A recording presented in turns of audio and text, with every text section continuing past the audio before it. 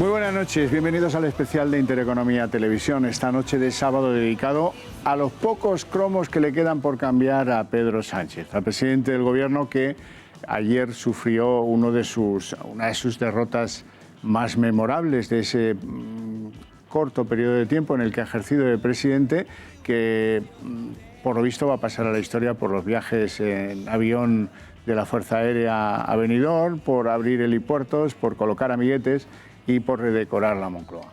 Porque en lo demás, en todos los frentes, 2 meses de trabajo, 0 resultados. O resultados negativos en algunos casos, ahora lo iremos viendo, porque vamos a empezar tratando el tema de ayer, el sonoro fracaso que tuvo a la hora de que le refrendaran un techo de gasto ampliado, un techo de gasto que nos coloca en la senda no virtuosa del cumplimiento del déficit. Pero bueno, eso a él le da igual. Es pagar con cromos el mantenerse en la Moncloa. Lo que pasa es que ni siquiera eso tiene pinta de que le vaya a salir y que ya se empieza a hablar sin ningún recato de elecciones pues, en otoño. En fin, hay quien cree que después de otoño, pero desde luego se empieza a hablar de elecciones.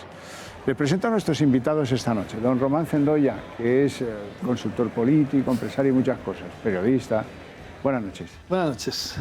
Que ayer disfrutó usted, ¿no? Sí. La soledad del ser. No, bueno, es que ayer pasó lo que tenía que pasar, ¿no? Lo que es normal en una situación de un presidente que tiene una minoría tan absurda en el Parlamento, ¿no? Lo que pasa es que luego no es coherente, porque cuando pasó lo mismo a Rajoy pidiendo un cambio de presupuestos, lo que dijo es que había que someterse a una moción de censura. Entonces yo confío que coja el avión para ir a la Secretaría del Congreso y presentar inmediatamente una moción de un voto de confianza para que se someta a él a las Cortes a ver si tiene la confianza suficiente para seguir gobernando, porque este señor está más que en precario. Don Rubén Olmeda, muy buenas noches. Buenas noches. Usted ya, como todo el tema del PP decae en actualidad y las cosas se van asentando, incluso Mariano Rajoy ha vuelto a Madrid y ya tiene registro para empezar muy cerquita de la calle Génova, pues hoy a ver si se luce y representa en este plató a un PP que haga de oposición, porque llevamos 2 meses sin escucharles ni mosca, ni en el Congreso, ni mosca en el Senado, ni mosca en ninguna parte. Estaban en sus cosas. Estaban en sus cosas, pero no en las de los españoles, que es donde deberían estar, ¿no? Para eso estoy yo. Don David Felipe Arranz, buenas noches. Usted muy elegante, muy buenas noches, querido amigo, periodista y hombre, bueno, como dicen, la gala de Medina y la flor de Olmedo, ¿no? Ambas en la misma persona. Pero previsible porque, claro, los socios de la moción de censura, donde digo, y lo han abandonado totalmente a su suerte, como era de prever. O sea, que salvo el PNV, que ha seguido fiel. Está todavía brindando con champán los éxitos obtenidos. Ojo que han obtenido una cosa muy importante de la que también hablaremos esta noche. Así como quien no quiere, han retirado el recurso ante el Tribunal Constitucional de una ley vasca que es tremenda. Una ley vasca que es la que entroniza de una vez para siempre la teoría del conflicto. Allí hubo un conflicto y que las víctimas se apañen, y que las asociaciones también se apañen y que los miembros de los cuerpos de seguridad también se apañen, porque ellos ya han cerrado ese asunto. Y ahora, con esta retirada del recurso que había presentado anteriormente el gobierno del PP, pues más de lo mismo. Un desmontar parte del Estado al servicio de, bueno, pues los cromos y las componendas y esas cosas. Don Carlos Berbel, muy buenas noches. Buenas noches, le veo usted muy bien, Legal. ¿Cómo está? Muchas gracias, muy bien. Yo también le veo bien. Yo también le veo bien. Lo último que he leído suyo ayer me dejó un poco confuso eso de la hija de Marchena y alguna torsión que está teniendo Marchena. Bueno, es una operación contra el hombre que va a presidir el juicio contra los políticos presos separatistas. Entonces, nadie se atrevía. En las redes todo el mundo decía que era nepotismo y tal. No era nepotismo ni alfabetismo ni nada. Simplemente tenía su derecho a la chavala. Lo que pasa es que la hija de Marchena... Y claro, a ver, los periodistas siempre tenemos un viejo dicho que dice: no dejes que la realidad te fastidie un buen reportaje o una buena noticia. Y yo creo que ha sido eso lo que ha ocurrido. Don Juan Carlos Bermejo, ¿cómo está, querido amigo economista y político? A la fuerza, diríamos, ¿no? Sí, a la fuerza. Muy bien, usted muchas estaría gracias. perfectamente sin la política si no fuera que tanto pardillo mediocre hay que ha decidido echarse al ruedo. Sí, efectivamente, mientras la salud y el dinero y las ganas me lo permitan, pues emerjo de la sociedad civil para intentar cambiar las cosas. Bueno, pues me vale eso como ejemplo de virtud. Vamos a ver imágenes de ese sonoro fracaso que les contaba que tuvo lugar ayer en el Congreso de los Diputados y que tumba el techo de gasto. Empezamos, si acaso, con usted para que le refresque al público la idea de qué pretendía Sánchez con ese techo de gasto y por qué han considerado que es insuficiente sus, digamos, apoyos parlamentarios que querían más y más. Bueno, lo que pretendía hoy Sánchez, y yo me alegro que no se haya aprobado, es saltarse todas las leyes e incluso la Constitución. Porque Sánchez no solo es un mentiroso patológico, que dijo que iba a convocar elecciones inmediatamente y ahora dice que va a agotar la legislatura, y también dijo que iba a publicar la lista de amnistiados y ahora dice que ya no la va a publicar. Es que este personaje lo que pretendía era ni más ni menos que vulnerar flagrantemente el artículo 135 de la Constitución, que dice que no se puede variar el déficit estructural si no es en situaciones de emergencia nacional, catástrofes o graves recesiones. Y este personaje quería vulnerar flagrantemente la ley de estabilidad presupuestaria, que dice que no se puede aumentar el techo de gasto más de lo que crece el PIB. Si el PIB está creciendo al 3%, este personaje quería subir el 4,4%. Y no se puede aumentar el déficit estructural, salvo en situaciones de emergencia, más de un 0,4%. Y este personaje quería aumentarlo más de esa cantidad. Por lo tanto, eso es lo que este señor y su gobierno infame quería hacer, y afortunadamente el Congreso no se lo ha permitido. Pero no se lo han consentido sus aliados de Francachela porque les parecía poco. No porque les parezca una barbaridad, que es el motivo por el que Ciudadanos y el PP se han enfrentado desde el primer minuto a la idea de vulnerar el techo de gasto, sino porque bueno, lo que les ofrecían les ha parecido poco. Y como aquí los apoyos parlamentarios se venden caros, pues chico, pues ahí te quedas. Han hecho fracasar el plan financiero, el único plan financiero que había diseñado este gobierno a duras penas. Y ahora se han quedado pues, en cero. Es que no era un plan financiero. El otro día tuvimos una escena que era la compra de una señora por 500 millones de euros. Es decir, a mí esto de que llegue una señora y le compres por 500 millones no suena muy bien. Menos mal que era por la mañana y era en Moncloa. Podía ser por la tarde o por la noche y podía ser cualquier delito de estos de los nuevos sobre las mujeres y tráfico. Pero claro, hoy había que oír ayer a la portavoz decir eso de un pequeño dispensario médico, aquellos niños que no tienen escuela, aquellos tal les han dejado sin ello, ¿no? Que decía. Bueno, se ha gobernado más que nadie en España y si todavía estamos en esta precariedad de infraestructuras, los mayores responsables para empezar son el partido de Pedro Sánchez. En segundo lugar, es mentira. Lo que estaba queriendo era un déficit más para, como hay año electoral y hay elecciones a la vista y las primeras eran las andaluzas, a ver, Susana, no te quejes que aquí tienes 500 millones. Los 500 millones que él abre la cartera como coge los aviones. Mira así y dice, ahí va, hay un avión para mí. Pues vale. Dice, a ver, ¿cuánto dinero hay? Que como el dinero no es de nadie, que para eso tenemos de vicepresidenta la que dijo aquello de que el dinero no era de nadie, entonces cogen los millones y como si fuera el Monopoly o cualquier juego, ¿no? Empiezan a repartirlos y a regalarlos. Entonces es que ayer se pudo visualizar la realidad de la moción de censura. El Parlamento le echó a Rajoy porque no quería que siguiera Rajoy, pero el Parlamento no le eligió a Sánchez. La consecuencia de todos contra Rajoy, que hizo méritos suficientes para que su partido, un mes más tarde, también le echara a su heredera y a él, los mandara a galeras y a oscuro, es que, vale, no se quería a Rajoy, pero no se quiere a Sánchez.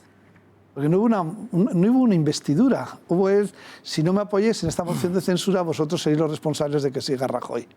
Pero a partir de ahí hay un carajal montado, muy, muy gordo. Y el problema es que, en lugar de Sánchez gestionar eso, y presentar un PSOE institucional, un PSOE de Estado, un PSOE con proyecto que en 6 meses se presentamos en las elecciones y puede descabalgar a Podemos, puede descabalgar a la izquierda populista radical a la que se ha ido, Él se ha puesto en el modo más populista y más radical y más independentista para permanecer en la Moncloa un año más, pero nunca más en su vida y ni se le espera. Entonces se está equivocando en todo y eso, para que no se regenere el PSOE, tanto Podemos como los demás partidos le están haciendo este tipo de bromas, que es, dame los telediarios, ponemos ahora una señora que no sabe nada de gestionar, presentaba bien Informe Semanal y los telediarios, pero gestionar un ente de 1.000 millones de euros, pues todos sabemos que no tiene ni repajolera idea. No importa, la ponemos. Regalamos 500 millones a Susana porque tiene elecciones, para que en la campaña electoral vaya comprando votos bien. Regalamos al PNV hasta para que indemnice a los terroristas que han sufrido torturas. Claro, así lo único que está haciendo es machacar al PSOE. Olmeda. Sí, estoy muy de acuerdo con lo que dice Román. Matizo, a Susana le parecen bien, porque la escuché el otro día decir que los 500 le parecían muy bien. Rajoy le dio más, le parecían fatal, por cierto. Yo cuando veo a este señor veo al violinista del Titanic, porque se ponen a tocar el violín, se está hundiendo el barco con un 100% de deuda sobre el PIB y ellos quieren seguir aumentando la broma y hay gente que se la baila. ¿Por qué se la baila? Pues es muy fácil, es mi business, es el marketing. Él no se esperaba llegar al gobierno, con lo cual no tenía preparado un gobierno, tenía preparado pues unos asesores. Cuando le ha tocado entrar de golpe y porrazo en un gobierno, que ha dicho, necesito hacer elecciones o me pueden caer cuanto antes, ¿qué tengo que tener a mi lado? Gente que se venda bien. Entonces, que ha cogido gente mediática. Ha hecho fichajes como el que ya se nos ha ido el ministro de Cultura, Marlaska, que ya se está viendo el plumero, Pedro Duque. Claro que a lo mejor mediáticamente funcionan, pero se está viendo que cuando hay que negociar y cuando hay que hacer labores de zapa y de back office, pues le salen mal. ¿Qué pasa? Pues la primera que tiene en la frente, que es una gestión que tienes que negociar con los demás partidos, que tienes que conceder, que tienes que hacer trueques, pues no saben. Es que posiblemente no es que no quieran, es que los demás querían apoyarle y a lo mejor no les han dejado ni ellos mismos porque no saben hacerlo. Es así de triste. ¿Alguna crítica ha recibido la ministra de Hacienda en ese sentido? De que es que no nos han venido a hacer el ofertorio. Claro. No hemos podido, frotándose las manos, lo decía los otros, claro, por supuesto, pero es que ni siquiera han ido, ¿no? Con lo cual, alguna torpeza sí se detecta.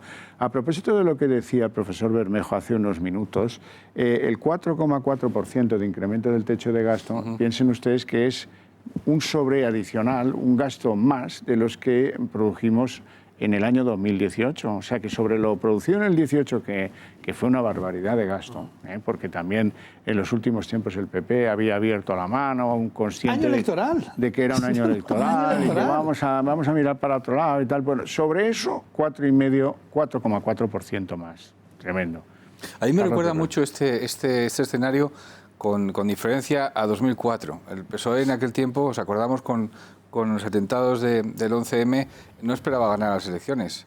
Y en gran parte hubo también mucha improvisación. Lo que pasa es que la diferencia entre en aquel momento y ahora es que en aquel tiempo tenían mayoría y necesitaban una minoría para seguir adelante. Ahora son 84 diputados, yo hablo mucho con amigos que forman parte del nuevo gobierno y no sabes si van a estar 6 meses, si van a estar 1 año, si van a estar 2 años.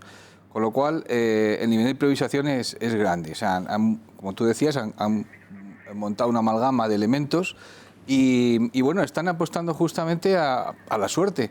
El problema es que, como tú dices, como vosotros decís, es año electoral, no pueden aumentar el techo de gasto y entonces los conejos de la chistera se acaban. Por tanto, ¿qué hacer? Con 84 diputados y Podemos, Esquerra Republicana y compañía ya han mostrado la patita en el Parlamento. Pues lo único que les queda es sufrir, porque de aquí a las elecciones va a ser muy difícil que puedan gobernar si no pueden además tirar de la porque chequera. ha visto que han entrado las empresas públicas como elefante en cacharrería. Sí. Las han cambiado todas las presidencias, ya han colocado a los amiguetes, a los subamiguetes, claro, a los amigos de los amiguetes. Pero a mí en eso me dan envidia. Sí.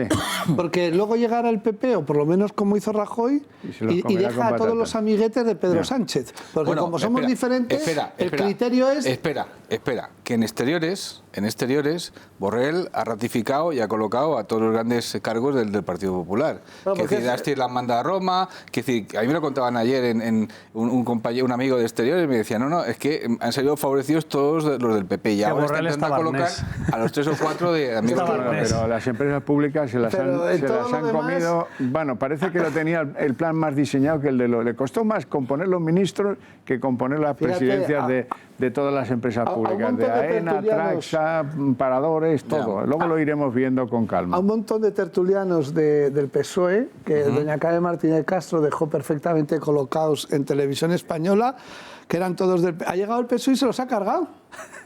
Bueno, la leche del pasado. Pero van, llegan los nuestros y nos echan. Y dice, claro, porque cuando llegó el PP nos echaron. David Felipe Arranz. Curioso que Isabel Celaá, después de este primer fracaso, ha dicho que no están en una situación de debilidad, cosa que sorprende bastante. Las declaraciones de ayer viernes dice que están empeñados en agotar la legislatura, pero ya nos van a contar cómo lo van a hacer, porque tienen 30 días por ley para presentar otros presupuestos. Y la ministra de Hacienda, María Jesús Montero, ya ha dicho, con todo su rostro, que va a volver a presentar los mismos presupuestos. Quiero decir, vamos a ver, si te los han tirado ahora, ¿te crees que en 30 días van a cambiar de opinión? Ha dicho, bueno, vamos a ver si limamos asperezas. Vamos a ver. Yo creo que es evidente que la otra opción, que es ajustarse a los del PP, que no lo va a hacer, evidentemente, y luego la más terrible, que lo comentábamos antes, que es modificar la ley de estabilidad presupuestaria, que eso es un berenjenal que les puede llevar cantidad de tiempo. Entonces, están acorralados, y lo peor de todo, que yo creo, escuchando a la portavoz, es que no lo reconocen. Y eso es una situación... No, excusate non petita, acusate manifesta. Es una situación muy jodida. Esto se acaba, los crometes para ir cambiando a los amigos también en el recreo, y los conciertos de los Killers ya no va a haber más este año, me temo. O sea que a gastar, pero esto se acaba. Nos vamos a una pausa de publicidad y enseguida estamos de vuelta. Bueno, evidentemente los que estaban en contra de ese aumento del techo de gasto hoy han respirado aliviados, como algunos de los aquí presentes. Vamos a escuchar a Pablo Casado en sus primeras declaraciones de líder de la oposición, diría yo, porque hasta ahora, pues eso que decía antes don Rubén Olmeda, el PP ha estado ausente de los problemas que acechan a España, preocupado con ese problema interno que había, en fin, con la solución a la sustitución de Rajoy. Escuchamos al presidente del PP. Bueno, yo lo que creo es que una cosa es ganar una moción de censura en contra de un partido que te ha sacado 50 escaños, y otra muy distinta es intentar gobernar. Y hoy lo que se ha visto es que con solo 88 votos, con solo una alianza con un partido, es muy difícil dar estabilidad a España, y en un tema tan relevante y con tanta dimensión internacional como es la aprobación de la senda de déficit y el techo de gasto. Por tanto, creo que el Partido Socialista tiene que dar explicaciones y hacer una reflexión de hasta qué punto va a someter a los españoles a una inestabilidad con repercusiones en la economía y en la creación de empleo, como acabamos de ver ahora mismo. Bueno, Pablo Casado ha dicho también otra cosa muy interesante, y es que dice, oiga, mi enemigo no es Rivera, mi enemigo es Pedro Sánchez. Eso yo creo que es bastante útil para ir calibrando al nuevo presidente del PP. Otras cosas no tanto. Por ejemplo, cuando dice que no toleraré corrientes de opinión en el partido. Nunca la ha sabido. Está ahí nada nuevo. Pero bueno, pero es que algunos las querían crear, ¿eh? Sí, eso es ver. Vamos a ver, está muy bien. Y les dijeron los liberales o buscáis otro partido. Bueno, oye, date cuenta que ha ganado, según Celia Villalobos, la extrema derecha. Claro, y entonces estaban creándose la de centro progresista con Javier Arenas, ese valor de futuro, becario en política, que estaba ahí organizando el Yo me quedo, con unos cambios de tercio esta semana tremendos. Ese que va en el AVE a Málaga frotándose las manos y diciendo, yo me quedo con la secretaría rato que Antonio Hernández Mancha. Sí, ese, el que vio una pizza y preguntó esto qué es lo que es. Sí. Bueno, Rivera también estaba hoy pletórico ante la muestra de debilidad del gobierno de Pedro Sánchez. Bueno, yo creo que a ojos de todos los españoles este es un gobierno frágil, débil y sobre todo un gobierno sin votos. Nadie les ha escogido en las urnas, un gobierno sin mayoría, lo hemos visto hoy, son incapaces de sacar ni siquiera el techo de gasto. Un gobierno sin proyecto, sin futuro, y un gobierno que es incapaz de reconocer que tiene que convocar elecciones, que es la única salida que en este momento España necesita. Escoger un gobierno en las urnas, tener un gobierno fuerte, que no dependa de los separatistas, de los populistas. Bueno, la primera en la frente, podríamos decir, pero también ha habido algunas otras derivadas que les han salido rematadamente mal. Por ejemplo, el impuesto de los bancos. Esta que era la gran tesis populista de Pedro Sánchez desde antes de merendarse el gobierno, con esta idea genial de si nosotros les ayudamos cuando ellos estaban mal, pues la propiedad asociativa dice que ahora nos ayuden ellos a nosotros que están mejor. Claro, esto pues ya le han venido a ver las voces de los bancos, ahora las veremos diciendo que no, pero es que no hay manera. Ellos vienen con las ideas preconcebidas de donde sea, de Ferraz o de donde provengan, algunas las compran fuera, y no hay manera de bajarles del burro. Mira que se les ha dicho Bermejo por activa y por pasiva. Oye, eso redundará en que nos costarán más las cosas a los usuarios, a los usuarios. ¿Quién es usuario de la banca? El primero el Estado. Nosotros, las clases medias. Primero, bueno, eso por supuesto, pero... El primero el Estado. Escúcheme, que eso, si usted es de izquierdas, no se le puede ni ocurrir. ¿Cómo lo ves? Bueno, es evidente que esas medidas se van a repercutir al consumidor, ¿no? Igual que el de la tasa electrónica y toda esta serie de majaderías. Pero, vamos a ver, es esa mi cámara, ¿no? Sí. Vamos a ver, Sánchez. Si no tienes problemas, no te han aprobado esto, no pasa nada. ¿Tú necesitas 15.000 millones que te está pidiendo Pablo? Pues lo tienes muy fácil. Cierras 2.000 empresas públicas que no sirven para nada y te ahorras los 15.000 millones. Y ya tienes ese dinero para las políticas sociales que queréis poner en marcha. Y no tienes que aumentar el techo de gasto ni el déficit estructural. Simplemente tienes que decirle a tu familia y a tus correligionarios y a los de la otra organización que se llama PP que se tienen que buscar la vida como alguien más.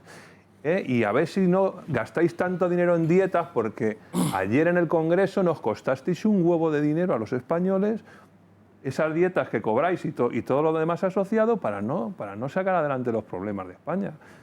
Sánchez, bueno, tiene muy fácil. Vamos a ver esa respuesta del consejero delegado del Banco Santander, creo que es el banco más importante de Europa, ¿no? Que ha venido a decir lo que tantas veces le habíamos hecho llegar a Moncloa unos y otros. Oiga, esto es un disparate. Si hace usted eso, lo van a trasladar al público, lo van a trasladar al usuario de la banca y eso es malo, sobre todo para los que menos tienen. Pero Carmen Calvo ya dijo que confiaba que eso no iba a pasar. Claro. Vamos a ver que le han mandado un mensaje desde el Santander que no es humo de paja. Es razonable que cuando se vaya a cambiar el sistema fiscal haya un periodo de discusión, de reflexión, de buscar no tener efectos colaterales. Nosotros perdemos dinero en España, como consecuencia de tener el centro corporativo en España no debería ponerse un impuesto a ni a nosotros ni a nadie. Además podría llevar a las multinacionales españolas o a no ser tan multinacionales o a pensar su estructura legal. Esto es como un banquero de lujo que alterna con la jet set del mundo mundial. Dice, eso no se le ocurre a Pedro Sánchez ni al que asó la manteca. Eso es. No, lo que está diciendo en críptico bancario, que es ese idioma que hablan los banqueros, es que si siguen adelante la sede central del Banco Santander se irá de España. Se la va a llevar a otro sitio. Se irá de España. Perderemos un banco gracias a Sánchez y a la buena voluntad de Carmen Calvo que dirá esto no lo repercutirá en los clientes, no. Entonces, es que perderíamos un banco estructural mundial, que ahora es español y que por gracia a la broma de cómo regalo yo dinero a todos los que me han llevado a la Moncloa, que el Banco Santander perdiera la sede de España, porque irse es muy fácil, pero volver es muy difícil. Más que nada porque la familia que lo controla, consolidando todas sus acciones, no llega al 2%. Son los fondos extranjeros, los dueños del Banco Santander, que aguantan muy bien la titularidad española hasta que de repente se decida que está en Inglaterra, Estados Unidos, o vete a saber en dónde, y a partir de aquí nos quedamos con lo que es un Banco Nacional de Pueblo y toda la estructura bancaria, con todos esos puestos de trabajo y con todas esas puertas giratorias que también les vienen a muchos políticos y con todo lo que supone de captación e inversión en el propio territorio nacional, se iría a paseo. No, el banco hace bien. No, digo que van a hacer los del PSOE si les cortan la impresión del techo de gasto y resulta que no tienen más ingresos. Tienen que rebañar. Pero es que esas no son las medidas más perversas estas fiscales.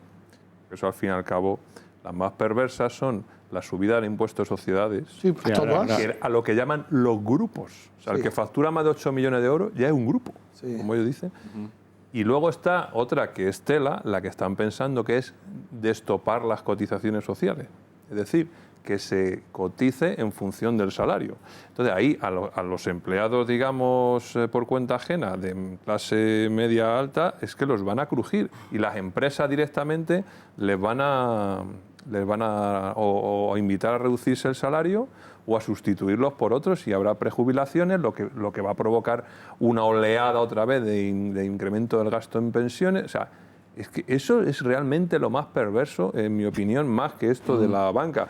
Porque, hombre, a mí que estos digan que van a cambiar la sede de España cuando hace ya lustros que la tienen fuera de España, porque esto ya hace muchos años que tienen un banco paralelo por ahí navegando por diferentes...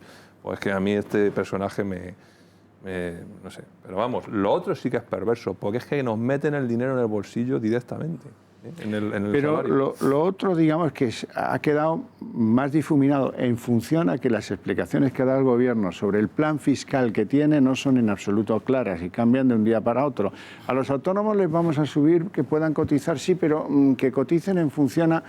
Oiga, aclárense una cosa o la otra. Van a escuchar ahora mismo a la ministra de Hacienda, María Jesús Montero, y sus explicaciones van a ver cómo les generan más dudas que se las resuelven. Véanlas.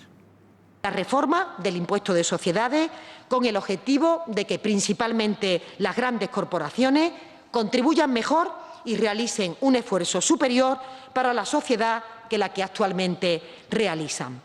Y, señorías, de lo que se trata, y en este apartado creo que sintoniza con muchos de los programas de fuerzas políticas presentes en la Cámara, que en todo caso de lo que se trata es de intentar acercar el tipo teórico impositivo al tipo real.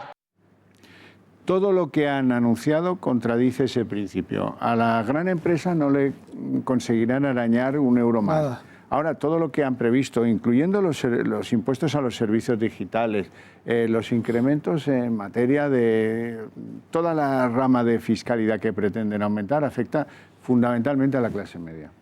Xavier, yo es que estaba escuchándola y sin ánimo, pues no va por ahí en absoluto, de hacer bromas con el acento, para nada, pero estaba viendo a Lola Flores cuando decía que si todos los españoles pusiéramos una peseta, que se le pagaba la multa, ¿no? Es que el problema es que cuando tienes un economista que genera un programa o desarrolla un programa económico y luego llegan los de comunicación y desarrollan unos mensajes basados en un programa, pues la cosa tiene donde agarrarse, más o menos. El problema es que, repito lo que dije antes, aquí se está construyendo el mensaje y luego se intenta encajar a base de empujones la gestión. Recuerdo también que la presidenta de ese banco... las últimas 3 o 4 declaraciones que hizo eran como muy en apoyo a la progresía. O sea que el banco debería estar también contento con ese tipo de mensajes. Bueno, es rojo de color, o sea. Claro. Y lo que sí que es verdad, que también habría que decirlo, yo no soy experto en economía, aquí nos lo podrá decir Juan Carlos y demás, pero creo que en Europa hay tasas similares a la banca, con lo cual... Pues es que al final el mensaje que está llegando al ciudadano es falso por parte del Gobierno, incluso contradictorio por parte de la banca. ¿Creemos de verdad que se va a hacer esto? Es que el problema es que yo cada vez que escucho al Gobierno desconecto porque creo que no van a llegar a hacer absolutamente nada. Entonces nos tienen a todos mareando la perdiz sobre medidas que no van a hacerse para evitar que veamos lo que de verdad están practicando, que es una precampaña ya. Y estos son mensajes a su público más joven. Pero hay una cosa que nos estamos olvidando. A ver, el PSOE se está jugando la vida. Digamos, si esto le sale mal, evidentemente Podemos le va a pasar por la izquierda. Entonces, tenemos 1 año y medio por delante para que de alguna forma sustituyan a Podemos en muchas de las reivindicaciones, evidentemente, y por otra parte se erijan como realmente la referencia en la izquierda, porque habían perdido completamente. La gente joven está con Podemos y la gente más mayor está con ellos. Entonces, ahora mismo, digamos que es la dirección ocurrente. Pero la dirección ocurrente se la están jugando, porque como esto salga mal, el PSOE es historia. Entonces, ¿qué ocurre? Que en esta amalgama en la cual yo he hablado con gente del PSOE y me han contado, mira, ni en mis mejores momentos pensamos que esto podía ocurrir, que saliera la emoción. Exactamente. Ni en sus mejores momentos lo hemos conseguido, ¿y ahora qué? Ahora, bueno, estamos viviendo lo que es un nivel de improvisación tremendo, en la cual se van juntando diferentes líneas y al final se pega la torta contra, evidentemente, el Parlamento porque no tiene mayoría, porque con 84 diputados, aunque dice ahí 88, no van a ninguna parte. Y este es el gran desafío. Y ellos están realmente muy preocupados, porque claro, cada uno es de su padre y de su madre. Es que aquí no son todos de la misma banda, son cada uno de su padre y de su madre. Y están formando equipos y cuando llegan a negociar, por ejemplo, yo conozco muy bien Justicia, la primera cosa que le dicen a todo el mundo que viene, diciendo, bueno, aquí talante y tal, es no hay dinero. Por lo tanto, si no hay dinero, si no hay agua para regar las plantas, ¿realmente en qué estamos? Pues están en un cul-de-sac.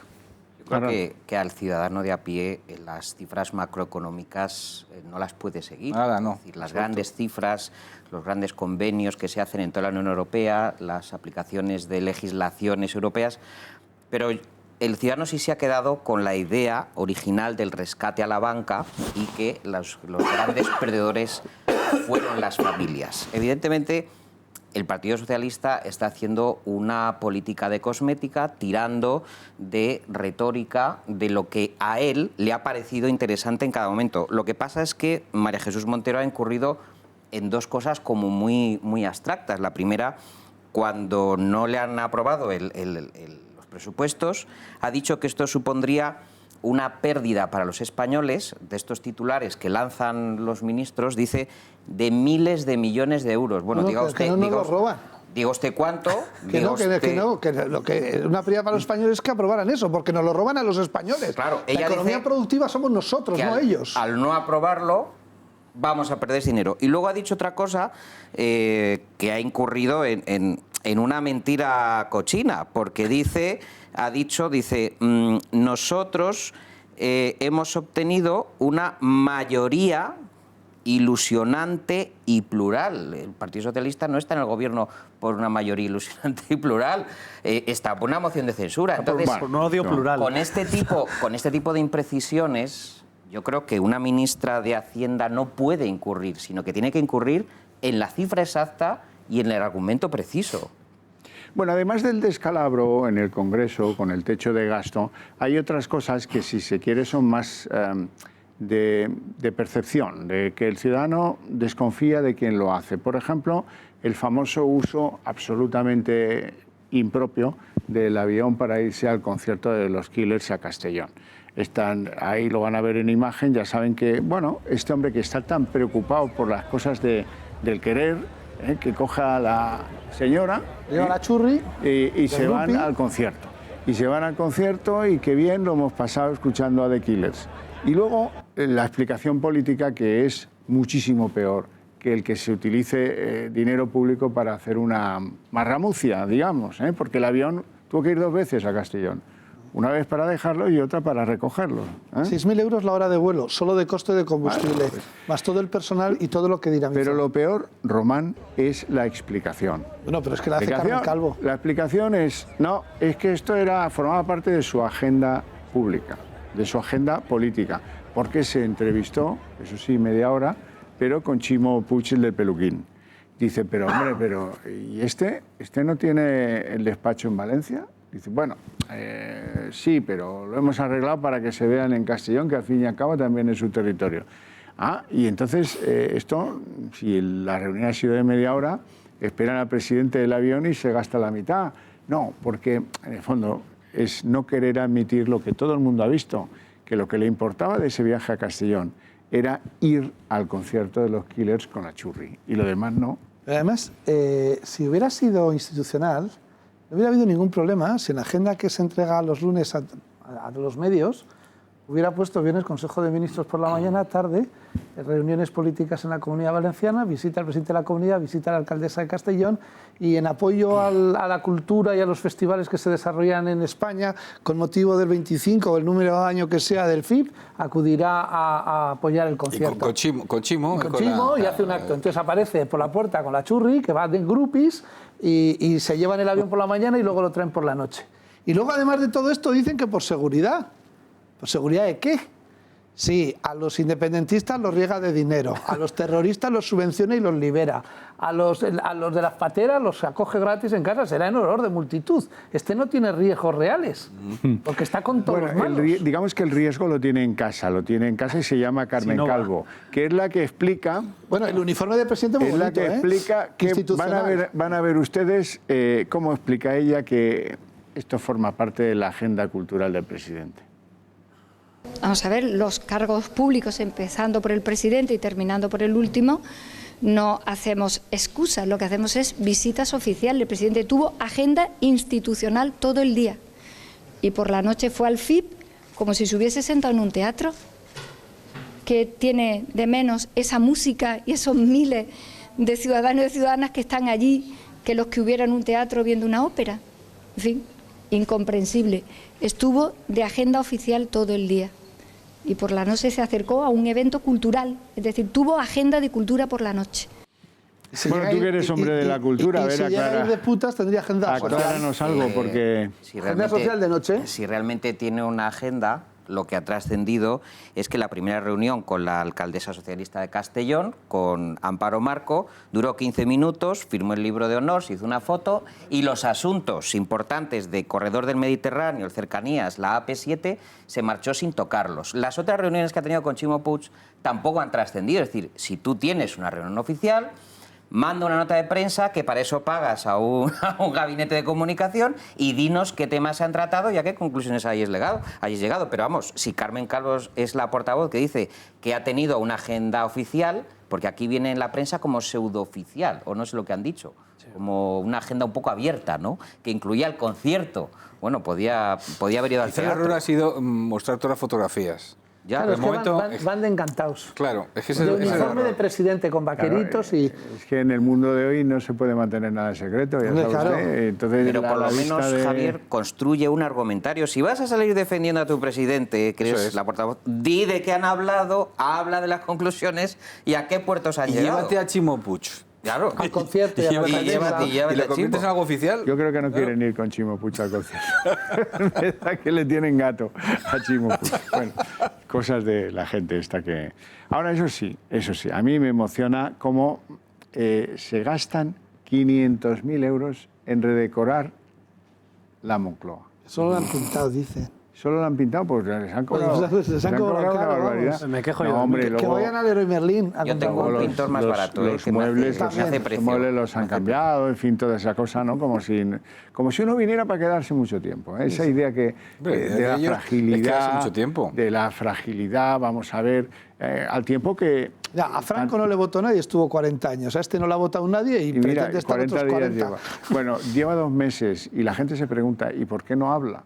Hasta ayer, anteayer con Macron, que dijo muy pocas cosas, nada relevante, nada, rueda de prensa, ninguna pregunta al uso de cómo son las cosas estas diplomáticas.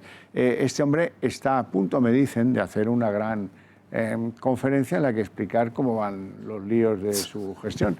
Pero el día no llega, si será el 31, si será en agosto, bueno, hay varias especulaciones. 15 de agosto es muy buena fecha. Sí. A las 12:30, 1 del mediodía, que hay así de ganas de oírle. Sí, hay tremendas ganas de oírle. Ahora, en lo que ha sido implacable ha sido en arreglarle el futuro a sus amigos. Yo les voy a recordar algunas caras, porque probablemente muchos ya se hayan olvidado de ellos, así que los vean, probablemente ya se acuerden, ¿no? Por ejemplo, llegar y empezar a repartir. Esto los socialistas lo han tenido claro. Jordi Sevilla, le ha tocado Red Eléctrica, que no es un mal destino en absoluto, para nada es un mal destino. Bueno, pues ha tenido también la misma suerte, o más. Este es el más remunerado de todo lo público. Sí, pero según como se mira, ha tenido más suerte Óscar López. Sí. Este tremendo diputado castellano que era el hombre... Vamos a ver, Eso es. Vale, voy a ir comentando las que me echéis y así no nos equivocamos. Este es Juan Manuel Serrano. A este le ha tocado Correos. Se sabe que desde que ha llegado allí lo único que le ha parecido asqueroso es que a ponerle el sello a las cartas le llamen franquear. Eso dice que lo quiere quitar porque con Franco no se llevan bien. Pero aparte de eso, este tío no sabía en qué lado de la carta se ponía el sello. Ahí está, orondo y feliz, dispuesto a estar allí el máximo tiempito posible, porque cobra una pasta, ¿eh? El presidente de Correos cobra una pasta. A ver, ponedme el siguiente de los amigos beneficiados como si hubieran venido para quedarse. Hombre, este es Maurici Lucena, amigo y conocido. Y pareja, no sé qué fue exactamente, de Sebastián, de Miguel Sebastián. Este estuvo en uno de los departamentos más... complicados de industria durante unos años y ahora le han compensado con la presidencia de AENA. Y aquí me tengo que callar, porque el que había antes, que había sido consejero delegado de Vocento, aquel, pues la verdad es que, como yo, sabe encontrar la salida del aeropuerto y el check-in a duras penas. Pero aquí, como da igual, porque no se requiere experiencia. Luego hubo otro que algo sí que sabía, por lo menos de la organización y del planteamiento de lo que deben ser los grandes centros neurálgicos de la aviación, ¿no? Ahora ha llegado Lucena. Lucena es un tipo listo, ¿eh? Enseguida lo aprenderá si es que no se lo sabe. Proponerme algún otro. Lucena, no sé si lo he dicho, es presidente de AENA, claro que sí, ¿no? Bueno, a ver, este Zanos, José Félix, este tiene una cara que se la pisa. Le han nombrado presidente del CIS y a la vez era miembro de la Ejecutiva Socialista. Y, hombre, vamos a ver, el Centro de Investigaciones Sociológicas, que en mi humilde modo de ver no debería dedicarse a hacer encuestas políticas, sino de otro orden, y que los partidos, los políticos quieren saber quién es el más votado, el menos votado, el más agradable, el menos tal, que lo paguen y que se lo haga el sector privado, que los hay muy buenos. Bueno, puestos a que tenemos que derrochar también en esos terrenos la investigación sociológica que suele beneficiar al gobierno que la alimenta. Hombre, poner a un tío de tu ejecutiva se me antoja un poquito burdo, ¿no? Le ponen de ejecutiva y dice, bueno, pero yo me quedo en la ejecutiva. Y dice, no, por lo menos el paripé de dimito y renuncio Bueno, y me hago neutral. Voy a romper una lanza a favor de Tezanos. Venga, porque él ha pedido ser suspendido de la Ejecutiva Federal. Sí, a la fuerza obligan. A la fuerza obligan, mi amigo. Cuando le han nombrado. Primero dijo que se quedaba. Y luego dijo que ya dijo, bueno, pues que me suspendan de la Ejecutiva. Pero con mucha cara. Dijo que ¿y qué? Y estoy en la Ejecutiva y en el CIS. ¿Y qué? Y al final han dicho, bueno, ahora pide que te suspendan. Bueno, pues si tan mal está, bórreme de lo que no cobró tanto. Es que eso es lo que ha dicho. El problema aquí radica, que lo decías antes, el problema radica en que quien le está mordiendo los tobillos son las pirañas de Podemos. Entonces ellos lo que tienen que hacer es ya no solo lanzar ciertos mensajes, sino creérselo internamente y aplicarlo. Lo vemos en el avión. Si llegáramos a un debate sereno algún día en este país, que lo veo a corto plazo muy difícil, podríamos entender Aquí los tenemos, ¿eh? Sí, pero me refiero a nivel político. Podríamos entender que un presidente es presidente 24 horas y seguir esa línea argumental y entender que si un día se va a un festival, pues se va en avión, etcétera, etcétera. Podríamos llegar a eso. Pero como ellos no están en eso, porque están en el mensaje revolucionario pre-moción de censura, ellos se atrapan en su propia trampa. Y eso les lleva también a lo que estamos viendo ahora. Ellos colocan a sus amiguetes sin ningún tipo de respeto al sentido de Estado. Porque es que, aunque solo sea por rubor y por vergüenza, tú no puedes poner a un jefe de gabinete de X años de tu partido como jefe de correos. Pero es que aparte, perdona, Javier. Juan Manuel Serrano. Serrano, efectivamente. Que dice la gente, no, en correos no hace daño. Bueno, cuidado con el Big Data y cuidado con el voto por correo. Cuidado con todas esas cosas. Pero bueno, lo de Tezanos es impresionante. No, Óscar López en Paradores. Óscar López, pero Óscar López en Paradores, que es una de las más clamorosas, pero la lista es impresionante. Jesús Casas, Traxa, Vicente Fernández, la SEPI, Isaías Taboas, Renfe, Isabel Pardo, Adif, yo qué sé, o sea, hay una letanía de... Esto lo tenía. ¿Y dónde está la prensa de la izquierda? ¿Dónde está esa prensa que habla del ciudadano y que habla de la sociedad y que hay que cuidar las instituciones? ¿Dónde se están cuidando las instituciones? Se están vendiendo las instituciones a tus colegas para que burdamente en 3 o 4 meses te apoyen, porque vamos a ver cosas burdas, como el primer CIS. Toda esa prensa está ahí gracias a Soraya Sáenz de Santamaría. Claro, no, es que vamos a ver, todo esto que sufrimos es la herencia de Rajoy. Cuando llegó Rajoy hablaba de la herencia de Zapatero. Bueno, pues ahora sufrimos al PSOE gracias a la herencia de Rajoy, porque dejó todas las leyes abiertas, a todos colocados en su sitio. Cuando la prensa de la izquierda iba a quebrar por mala gestión, llegaba Soraya y te la mantenía, te la abría, te la fusionaba y te la consolidaba. Y luego dices, ¿dónde está? Pues en su sitio. Y te la llenaba de accionistas. Sí, no, en su sitio. O sea, yo no voy a criticar a lo que están... Es decir, la ley de la memoria histórica... Ahora, España tiene otros problemas que lo de Franco, claro. ¿Por qué se puede agarrar a Franco Pedro Sánchez? Pues porque no se ha derogado la ley de la memoria histórica, que le queda una... ¿Y la culpa quién la tiene? ¿Pedro Sánchez? No. La tiene el que tuvo 185 escaños y no la derogó. Es decir, el helipuerto, si lo están gestionando mal, todos los presidentes de España han tenido el helipuerto abierto.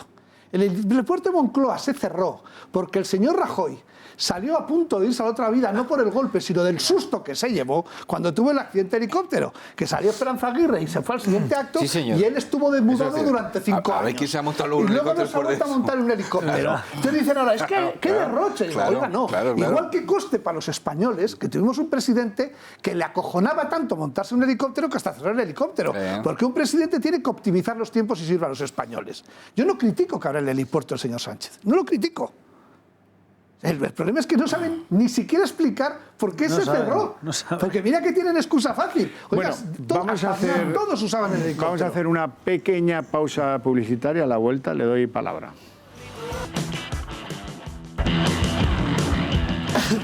Bueno, el presidente que va a los conciertos y se lo pasa bomba y piensa mucho en España, tanto como que las únicas imágenes que han trascendido en estos 2 meses de presidencia Sánchez son aquellas en las que hace estiramientos con una camisetilla de los Juegos Olímpicos de Barcelona. Todo muy elegido, todo muy pensado.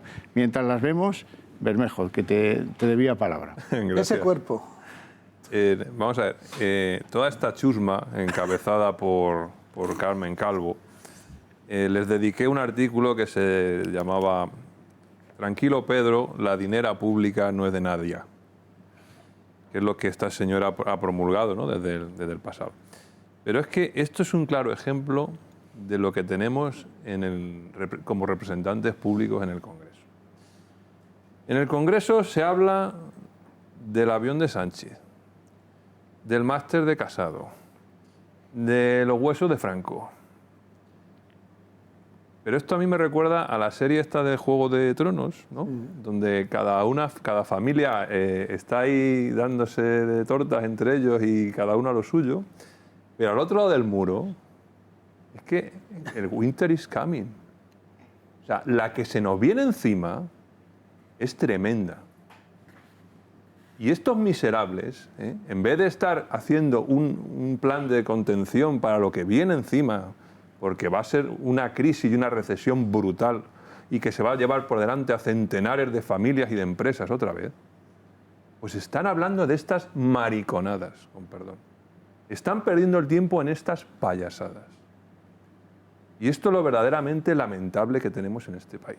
Y a mí me hace gracia que mi compañero Albert Rivera, antes le he oído, que ahora todo el día está pidiendo elecciones, cuando yo, por activa y por pasiva, le pedí en público y en privado que forzara unas elecciones, que retirara el apoyo a Rajoy antes de que fuera demasiado tarde, en primavera, cuando se negó a recurrir la decisión del Parlamento de permitir los votos delegados. Ahí tenía que haber cogido Rivera a Rajoy por la solapa y decirle: o recurres eso e impides esa investidura, o mañana yo salgo en rueda de prensa y declaro que se ha roto el pacto y olvídate de presupuestos y de todo. No, pero y en los presupuestos lo tuvo fácil, ¿eh? Cuando el PNV roba la caja es cuando dice: yo no apoyo estos presupuestos. Pues tampoco, efectivamente. Lo tuvo que muy fácil. Por activa y por pasiva se lo he dicho. Y es que ahora me hace gracia que está pidiendo elecciones cuando ahora mismo no va a haber elecciones, porque el único que puede echar a Sánchez hoy, y estoy bastante seguro que lo echará, el día que menos se lo espere, será Iglesias, porque le plantará una moción de censura. Eso sí. Y lo dejará como una auténtica colilla. Y PP y Ciudadanos votarán a favor, porque será una moción de censura para ir, esta vez sí, a elecciones. Es que, vamos a ver, el problema es que a Albert Rivera le ha cambiado el proyecto político. Albert lo que quería es que Mariano Rajoy llegara al 2020 porque calculaba cada día 1000 votos. Abrazado. Es lo que quería. Y no ha hecho política, ha sido una visión unidimensional de la realidad. Porque aparte del momento de Cataluña, en los presupuestos, cuando ya pactan los presupuestos 3 semanas antes, dice Mariano Rajoy, no se pueden subir las pensiones, no se puede hacer esto por la estabilidad, con un discurso de Estado. Llega el PNV y le dice: y ahora me pone las pensiones más 1.400 millones, más 2 huevos duros, y dice: no sí. Pasa nada. Y ahí es cuando Albert Rivera tenía que haber dicho: pues mire, señor, no hay presupuestos. Claro. Porque además de que el Partido Ciudadanos está en contra, con toda lógica, del concierto económico vasco, ni lo vamos a potenciar ni vamos a permitir por 5 bocos el saqueo de España. Exactamente. Ya hay el nivel y la dimensión que Albert Rivera y Ciudadanos como proyecto político hubiera adquirido hubiera sido enorme. El problema es que dice: no, que siga Rajoy porque yo gano cuanto más tiempo está Rajoy. Resulta que le han quitado a Rajoy y ahora tiene tiene un problema muy serio porque Ciudadanos vivía las encuestas del voto rechazo a Rajoy, que no al PP, sino al Rajoy de PP.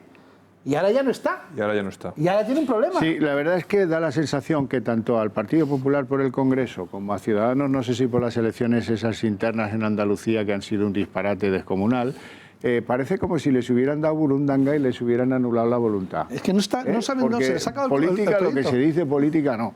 Y el otro que tiene una ocasión extraordinaria para consolidar algo, si es que hay algo, si es que hay vida ahí en el Partido Socialista Obrero Español, tampoco lo aprovecha. No. Esa es la situación y, eso sí, el plan se mantiene. ¿Y el plan cuál podría ser? Disminuir, favorecer los intereses de los que están contra el Estado, con medidas, pequeñas medidas, a veces no se atisba qué principio, quién las mueve, quién las alimenta, si es uno por debajo de la mesa, otro y tal. Por ejemplo, retirar el recurso de inconstitucionalidad a la ley vasca, esa que asienta el principio de que bueno, aquello fue un conflicto y oye, hay que pasar página y olvidémonos. Había un recurso de inconstitucionalidad muy bien puesto que tenía el apoyo unánime de las fuerzas de seguridad del Estado, por supuesto, de sus personales y desde luego de las asociaciones de víctimas del terrorismo y de media España, demonios, porque nos pareció una indignidad. Bueno, pues a la chita callando, supongo que iba en las condiciones del PNV. El PNV, claro. Al final decía ahí, por supuesto, quitaréis esto y quitaréis lo otro. Y nos vamos enterando... Y la ley de indemnización de torturas. Sí, sí.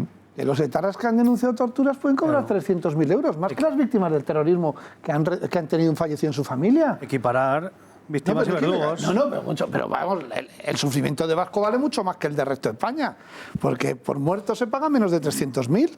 De indemnización, en cambio, si un cretino de estos dice me han torturado, le pueden soltar hasta 300.000 euros, que además no les tendrán que soltar ni un euro, porque tienen pendiente pagar todos de daños civiles al Estado un montón de pasta. Y entonces todo eso que no se lo iban a dar, se lo dan al PNV para que lo paguen a las víctimas, por favor, a los torturados, que nos los den a las víctimas del terrorismo, que seguimos pendientes de cobrar un montón de pasta, que todos estos que están dejando en libertad desde el gobierno de Zapatero y Mariano Rajoy no nos están pagando la pasta que nos deben.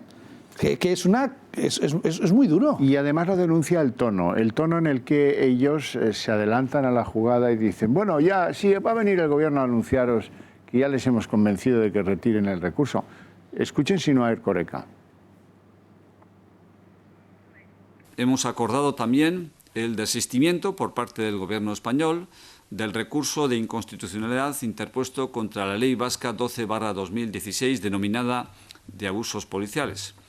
El acuerdo conlleva una doble actuación. Por una parte, el Gobierno español se ha comprometido a aprobar en un próximo Consejo de Ministros, antes de las vacaciones, la retirada del recurso de inconstitucionalidad, acordar formalmente, por tanto, el desistimiento en ese procedimiento, y el Gobierno vasco promoverá a cambio una reforma de la ley vigente de abusos policiales para incluir un conjunto de modificaciones acordadas. Bueno, o sea, esto no os vais a enterar, todo es hermetismo, acordadas, todo se hace bajo la mesa, para tío que todo tal y cual, y hay una balda más que cae del andamiaje del Estado, que es a lo que vamos. Vamos a ir a Cataluña, indefectiblemente, y ahí vais a poder comprobar cómo estos 2 meses nos han salido muy caros, desde todos los puntos de vista, no solamente de los del reparto económico, que también, sino recordar que este gobierno lo primero que hizo fue levantar el control de la hacienda pública catalana. Lo segundo fue levantar la disponibilidad del Diplocat, con dificultades, con un Borrell que parece que sí que no, pero ahí están a toda mecha Ernest Maragall y los suyos montando lo que cerraron y llegaron a mandar a casa a los que trabajaban allí.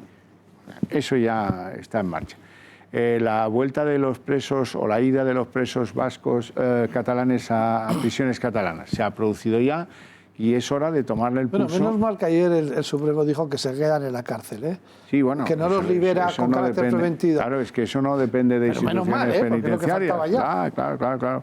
Pero ¿qué ha dado de sí toda esa política de Sánchez en la presidencia del gobierno con los independentistas catalanes? pues aquella reunión, eso de los presos que volvían a Cataluña y aquella reunión con Quim Torra, de la que ahora vais a ver imágenes, recordaréis aquel paseíto por los jardines de Moncloa y tal. En realidad, esto no ha mejorado, esto si acaso parece haber empeorado. ¿Por qué lo digo? Luego lo vais a ver por esas declaraciones de Puigdemont, saliendo de Berlín, camino de Waterloo, donde ahora va a volver a residir y a liar la parda con toda la dimensión exterior de su planteamiento secesionista, de ruptura con España y de República Catalana.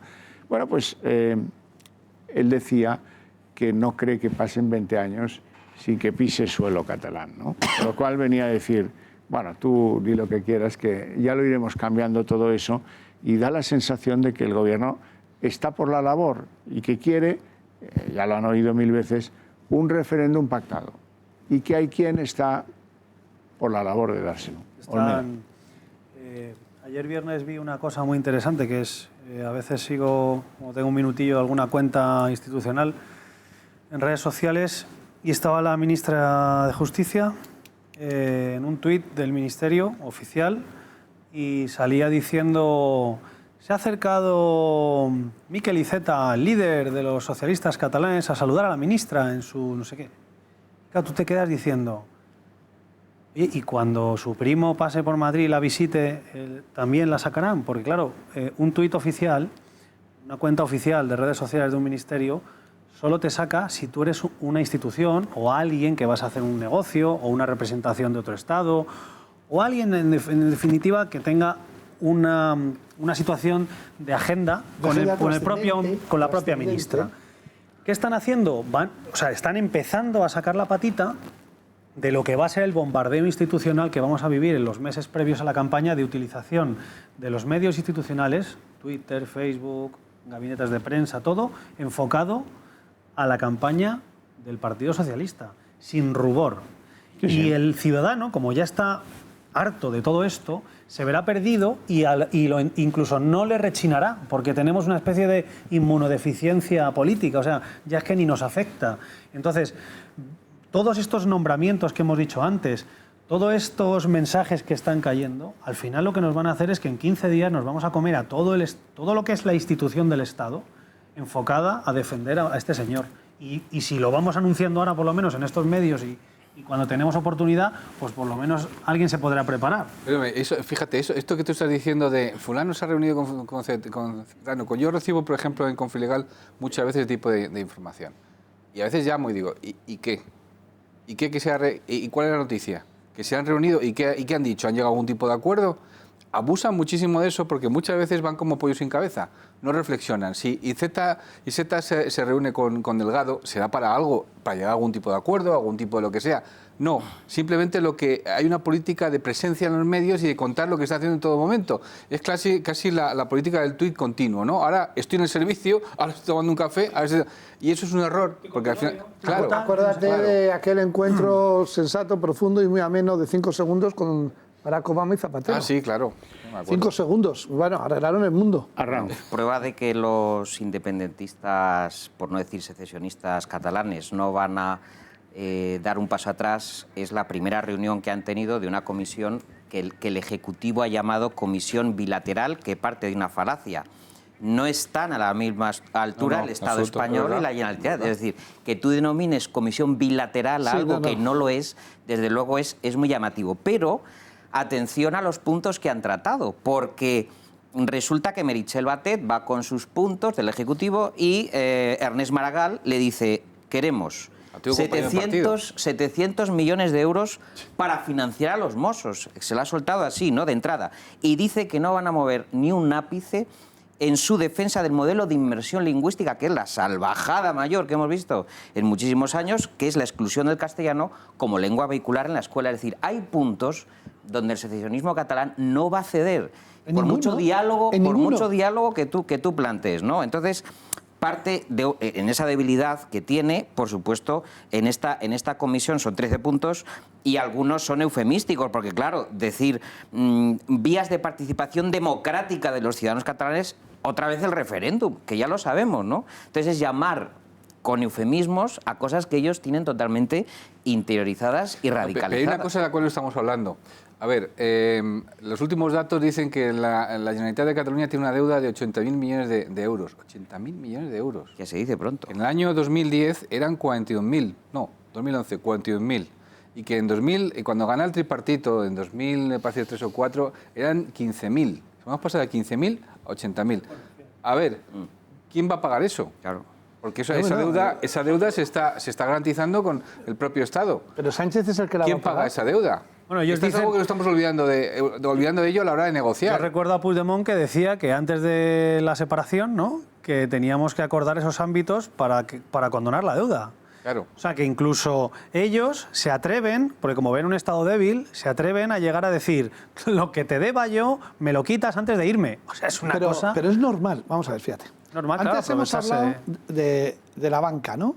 Como rescatamos la banca tiene que ser generosa. Eso es una mentira. Rescatamos las cajas de ahorros. Las cajas de ahorros que eran las instituciones financieras mal gestionadas por los políticos que metieron sus sucias manos. Y las dilapidaron y las robaron. Aquí no se rescató... Llenándolas de consejeros codiciosos. No se rescató al BBV, no se rescató al Sabadell, no se rescató al Banco Santander, no. Se rescató a las instituciones financieras que los políticos metieron la mano y todo el dinero de Europa fue para ellos y todos los españoles hemos tenido que pagar el agujero que hicieron.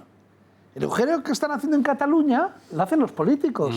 Entonces, otra vez lo tenemos que pagar nosotros, pero no hay ni un político que ponga los puntos sobre los is de la catástrofe, que es que se metan ellos las manos en la gestión de esto. O sea, se pueden cargar correos, todos estos amiguetes que han metido esos. Y luego dirán, los ciudadanos tienen que echar... Me encanta cuando nos agradecen el esfuerzo. Agradecemos mucho el esfuerzo que han hecho. Oiga, me han dejado alternativa a no hacer el esfuerzo. Es decir, usted no me agradezca nada. Usted me ha impuesto unos impuestos absolutamente confiscatorios y unas regulaciones que me han arruinado. Pero entonces no me diga muchas veces por el esfuerzo que usted ha hecho. El esfuerzo es voluntario, no por decreto ley. Bueno, sin embargo, sigue habiendo negociaciones con la delegada del Gobierno socialista en Cataluña, Teresa Cunillera, con la ministra Batet, que es la que lleva el mando en plaza, pero eso no da de sí. Esta agenda que resumía el señor Arranz es la que parece que tiene sobre la mesa, pero sobre eso acuerdos cero. Y Sánchez anclado en la vaga discusión sobre si es bueno negociar o es malo negociar, y desde luego la culpa es del PP y de Ciudadanos. Escúchenle. Tanto PP como Ciudadanos tienen una forma de entender la unidad de España que precisamente lo que hace es dividir a España. Y por tanto, la reflexión que tiene que hacerse primero el Partido Popular es que, uno, toda esta crisis también ha sido consecuencia de su acción previa como líder de la oposición, recurriendo el Estatuto de Cataluña ante el Tribunal Constitucional. Es evidente que se ha utilizado el agravio territorial para precisamente provocar una dinámica electoral positiva al Partido Popular. Y en relación con Ciudadanos, la pregunta que le hice en el Congreso de los Diputados al señor Rivera, la sigo manteniendo. ¿Para qué vale votar al partido de Ciudadanos en Cataluña? ¿Qué es lo que ha hecho Ciudadanos en Cataluña para articular alguna solución a la crisis en Cataluña? Están en el reproche continuo. Bueno, hay que estar, pero muy mal, ¿eh? Es que el planteamiento de este caballero debe ser: hay que rendirse ante lo que pretenden los indepes y si acaso declararle la guerra a Andorra. Yo no sé qué pretende, no sé a dónde va, ni sé de dónde viene. Y desde luego lo que está claro es que no ha conseguido ni un milímetro de encuentro o un milímetro de negociación o de diálogo o de todo lo que venía contándonos a los españoles. Así es que prefiero quedarme con la declaración de Puigdemont saliendo de Berlín, camino de Waterloo, donde dice eso de que tiene muy claro que esto lo ganó y que aquí no voy a estar esos 20 años que dice la justicia española. Yo no sé si voy a tardar 20 años en pisar suelo español o no. Lo que sí es que no voy a tardar 20 años en pisar suelo catalán. Algo más, yo mañana mismo, hoy mismo podría pisar suelo catalán. Lo que pasa es que sería en la parte del actual Estado francés, pero no dejaría de ser Cataluña. Evidentemente, el cambio en el gobierno español ha supuesto un cambio de estilo, de clima, de lenguaje. Esto para una comedia de Hollywood, esa de Dos tontos en apuros, es estupendo, lo que mejor. Berbel, ¿cómo va la cosa judicial, por cierto? Luis de Funes, mejor. Sí, Luis de Funes ya es muy antiguo. ¿Qué decías? que cómo va la cosa judicial a propósito de esos que no van para pasar 20 años. Yo llevo planteando una cosa desde Confilegal y es que está habiendo mucho filibusterismo legal. Es decir, están utilizando desde la parroquia separatista los tribunales de justicia con el fin de generar al mismo tiempo una respuesta que luego después distribuyen a través de sus medios y de sus redes sociales, de tal forma que lo que hace es alimentar continuamente el ciclo de victimismo que tienen ellos. Más, lo estamos viendo recientemente, pusieron una querella contra Llarena y contra cuatro magistrados que forman parte de los tribunales de apelación del caso Procés. Hubo otra querella contra Mariano Rajoy.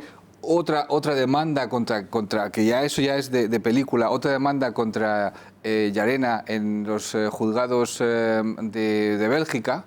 Es decir, empieza a hacer, bueno, el famoso recurso ante el Comité de Naciones Unidas, que no era un recurso ni nada, sino simplemente era una queja y la respuesta fue una respuesta formularia. O sea, todo eso forma parte de una bola en la cual pues se está utilizando el medio de comunicación, los tribunales españoles como un medio de generar otra información, de generar una serie de mensajes en la cual nosotros somos los malos y ellos son los buenos. Y la última ha sido esta última de Marchena, que es el presidente de la sala que va a presidir esto, con su hija que sacó la oposición y que bueno, la chica tuvo una enfermedad muy grave, no pudo seguir el curso y entonces la han colocado en la siguiente promoción, la última. Bueno, han empezado ahí a desvariar y yo vi claramente... Acusar a Marchena de dedazo. Claro, de dedazo, de nepotismo y demás, cuando había... Los comités que han tomado esa decisión, tanto la permanente como la selección, son gente de su padre y de su madre. Es decir, son de un lado y de otro y ha sido por unanimidad en ambos casos. Con lo cual dice, bueno, está claro que esta es otra de intentar de alguna forma, como te digo yo, incidir en la idea de que España no es un Estado de Derecho, no hay división de poderes y por lo tanto los tribunales pues obedecen a lo que dice el gobierno. Ellos lo hacen bien, porque dentro de su hoja de ruta tiene que estar eso. Acusan de no democrático. Ellos no creen en la división de poderes. No, por supuesto, pero vamos a ver. La siguiente es, acusan a la Fiscalía de actuar de manera política y de persecución y lo primero que le dicen es, y encárguese usted de anular Vox. Sí. Quítenos usted a Vox. Eso es la idea genial de Alonso Cuevillas, el abogado Usted está hablando de la instrumentación política de la Fiscalía y de repente usted mismo dice, ahora coja usted la Fiscalía y encárguese con los medios que sea, cloacas del Estado, lo que haga falta de que me quiten ese que nos está fastidiando. El problema es que el que tenemos de presidente del gobierno, que a veces rota el cretinismo absoluto, la unidad de acción política, débil o no con el 155 de PSOE, Ciudadanos y PSOE, con el PP frente al independentismo como Estado, él en la declaración esa, que no fue una entrevista, fue una felación larga, el que le hicieron el otro día, por eso se prestó a ponerse ante el micrófono, él pone en riesgo, y es más, se echa contra el PP y se echa contra Ciudadanos. O sea, el que rompe la unidad constitucional al margen de cualquier ideología es Pedro Sánchez, que era el tonto sentado a la mesa, que además al final porque el PP tenía la mayoría absoluta en el Senado para dar una unidad institucional. Llega el tío presidente del gobierno y el que se carga la unidad institucional de España es él. Y se pone al servicio de los independentistas. Y es que los independentistas me parece muy bien lo que están haciendo, su hoja de ruta. Lo que me preocupa enormemente es la debilidad del Estado español y de los mecanismos políticos que tiene España para no frenar a esta panda. Pues son una panda. Mira, hay una cosa, un inciso nada más. Fíjate, si ellos no creen en la división de poderes, que lo primero que hacen es, una vez que ha ganado el partido que ha ganado... el decreto dice, de la transición aquella que inventaron ellos. Ley de transición. Bueno, pongan ustedes en libertad a estos señores y archive, le dicen al gobierno y archive la acusación.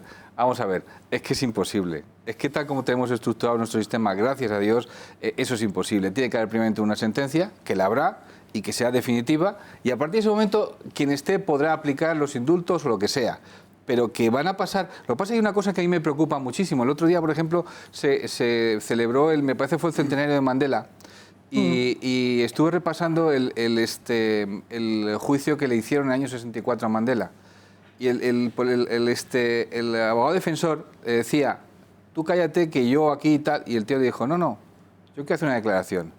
Porque yo quiero convertir este juicio en un centro, en un movimiento, en principio un movimiento para que todo el mundo sepa lo que es el apartheid. El tipo se puso de pie, hizo un discurso, que evidentemente eso era para que le ejecutaran o la cadena perpetua, al final fue cadena perpetua, estuvo 27 años en la cárcel, pero fue el comienzo del movimiento que al final terminó con el final del apartheid. Aquí va a ocurrir lo mismo y eso me preocupa muchísimo. ¿Cómo narices van a articular ese mes o mes y pico que dure el juicio, que se va a dar por televisión, evidentemente, en su gente, en su parroquia? ¿Va a ser como Mandela? Me temo que ser más a lo bestia. Es decir, van a acabar ya diciendo, pues, ¿ves? Es que esto es los tribunales franquistas, fascistas, que llaman ellos, pues fijaos, están condenando a los nuestros y este es el resultado.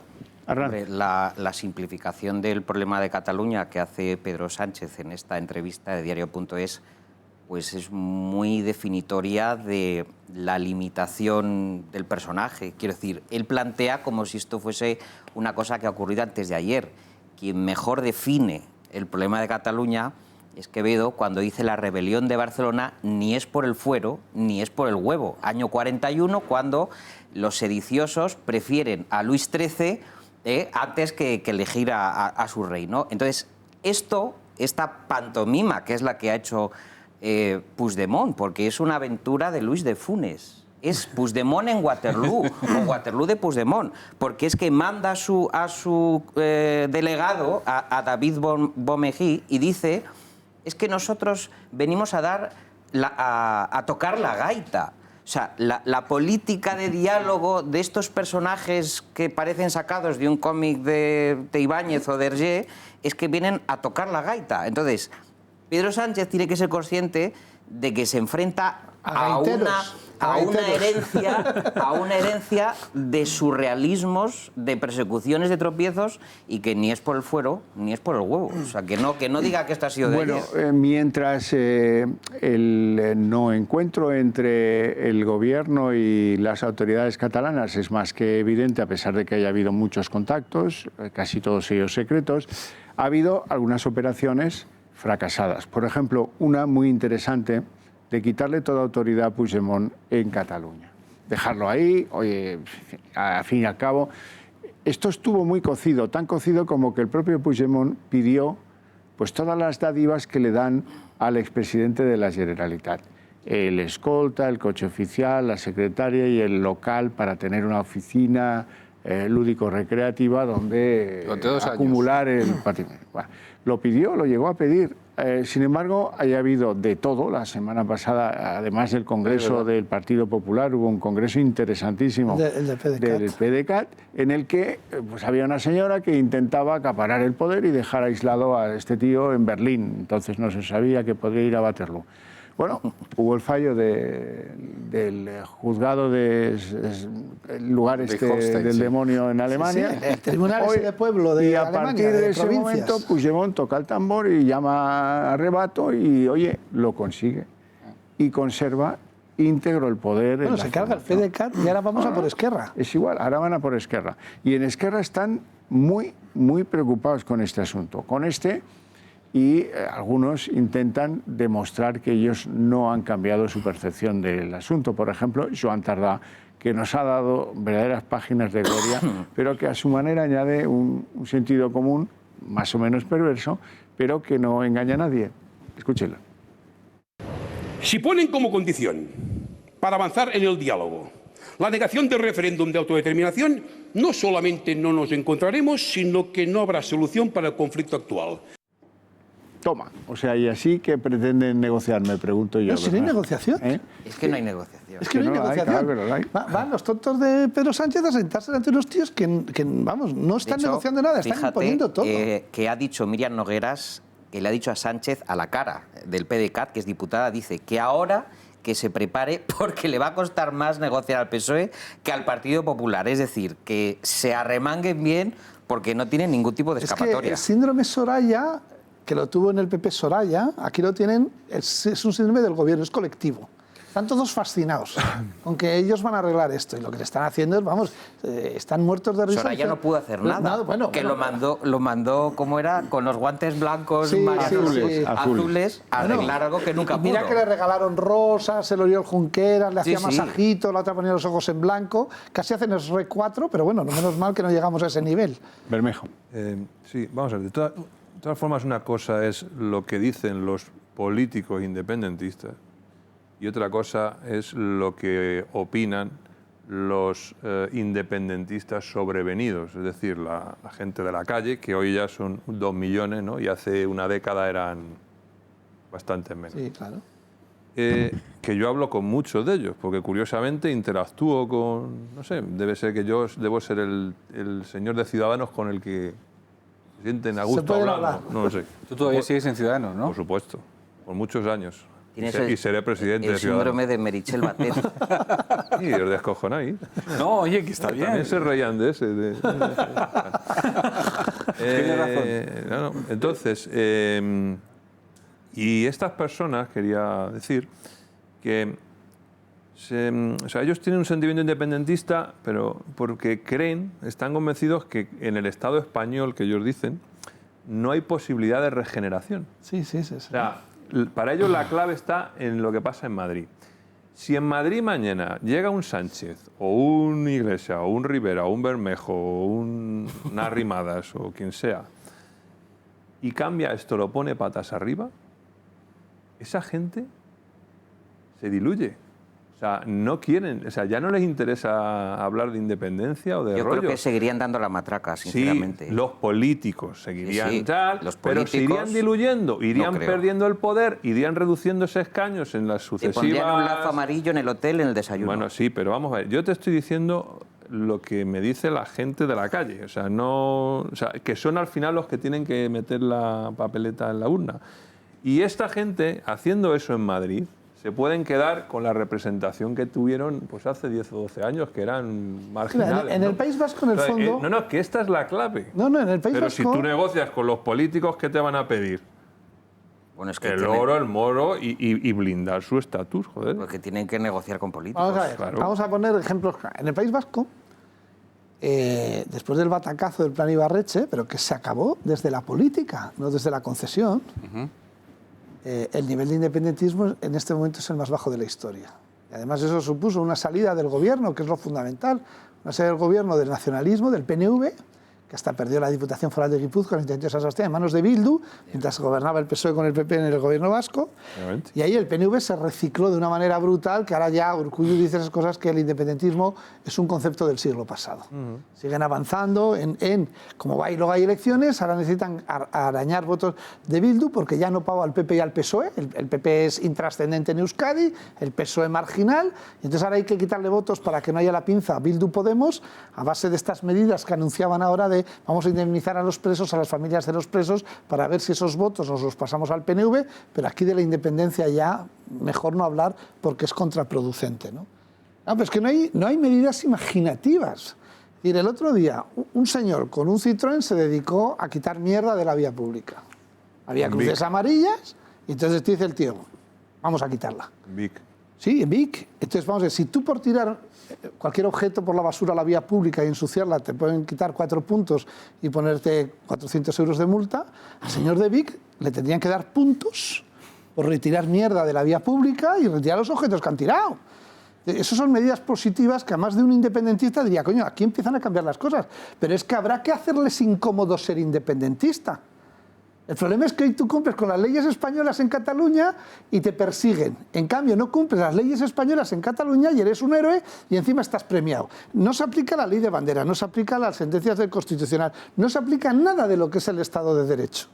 En Euskadi hizo falta meter a la Mesa Nacional de Ribatasuna en la cárcel porque lo que no se había manifestado durante 20 años era el Estado español en Euskadi. Y en Cataluña el problema es que la ausencia del Estado español es flagrante. Entonces, yo me haría independentista. Claro, por eso te digo, la clave está en Madrid. Sí, pero con y si políticas... los partidos que vienen a cambiar las cosas no las cambian, a diferencia de lo que ha ocurrido en Italia, porque mis socios son italianos y en la vida hubieran votado a la Liga o a la Stelle y están encantados. Porque solamente ver cómo el Giuseppe Conte le tuvo a todos esos burócratas de Bruselas hasta las 4 de la mañana allí negociando y al final saliéndose con la suya, es orgullo. Eso es cambiar las cosas. Y si Ciudadanos, que ha podido y a lo mejor aún puede, o Podemos, pueden hacer cambiar las cosas, ¿Me entiendes lo que te quiero decir? Poner esto patas arriba. Sí, pero es que no es como está haciendo Pedro Sánchez, que lo es único al que revés. quieren es vivir su vida normal, son familias normales como todos nosotros, igual, somos todos iguales, las mismas necesidades, y no quieren rollos, y si el país ven que hay una justicia decente, que no se roba, que aquí no hay amiguismos, que esto que funciona de una forma decente, ¿por qué se van a ir para aquí? Pues mira, sabes que te digo que casi me da igual. Me interesa más lo que piensan los ciudadanos de este lado del Ebro, para con su gobierno. Ahora ya tienen un marco legal que dice que los símbolos, las enseñas, las esteladas, los lazos amarillos no pueden estar en los lugares públicos. ¿Señor? A ver quién cumple eso. Y a ver cómo se hace cumplir eso, que es lo más importante. De todas formas, fíjate, yo hace unos días estuve comiendo con un viejo amigo que ha estado sirviendo como diplomático en Canadá, en Quebec. Le pregunté sobre Quebec. Dije, bueno, ¿y esto? Y dice, sí, han tenido dos referéndums, vale, está muy bien, pero hay un punto de decadencia en Quebec importante. Porque Muchísimo. Toda la parte económica se ha marchado hacia Toronto. Yo hice un estudio de ese tema con el primer referéndum y pasaron de tener 16 teatros a tener 5. Porque la vida cultural se marchó. La principal empresa de Quebec se llama Hidroeléctrica de Quebec, Hidro-Quebec. Esos, que es como en Cataluña la Caixa, se marcharon a Toronto. Sí, todo el mundo se fue a Toronto, no vuelven. Y no han vuelto.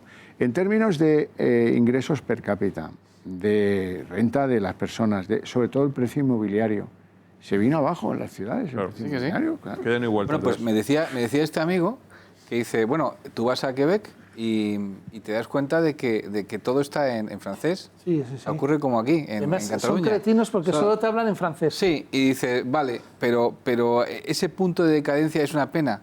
Porque al final del camino ellos están al lado de Estados Unidos, la economía está completamente integrada y se han dado cuenta de que no hay otro futuro. Y dice, es premonitorio, no es catalán, es de origen catalán, pero no es catalán, y dice, es premonitorio. Dice, es que irremisiblemente va a ocurrir esto en Cataluña. Es que se han ido todos, la pobreza va a ser mucho mayor y tendrían que pasar todos por aquí, por Quebec y ver concretamente el futuro. Yo en Toronto vi una escena absurda de dos canadienses, uno de Quebec en el hotel en Toronto, empeñado en hablar en francés y el que estaba en recepción no sabía francés.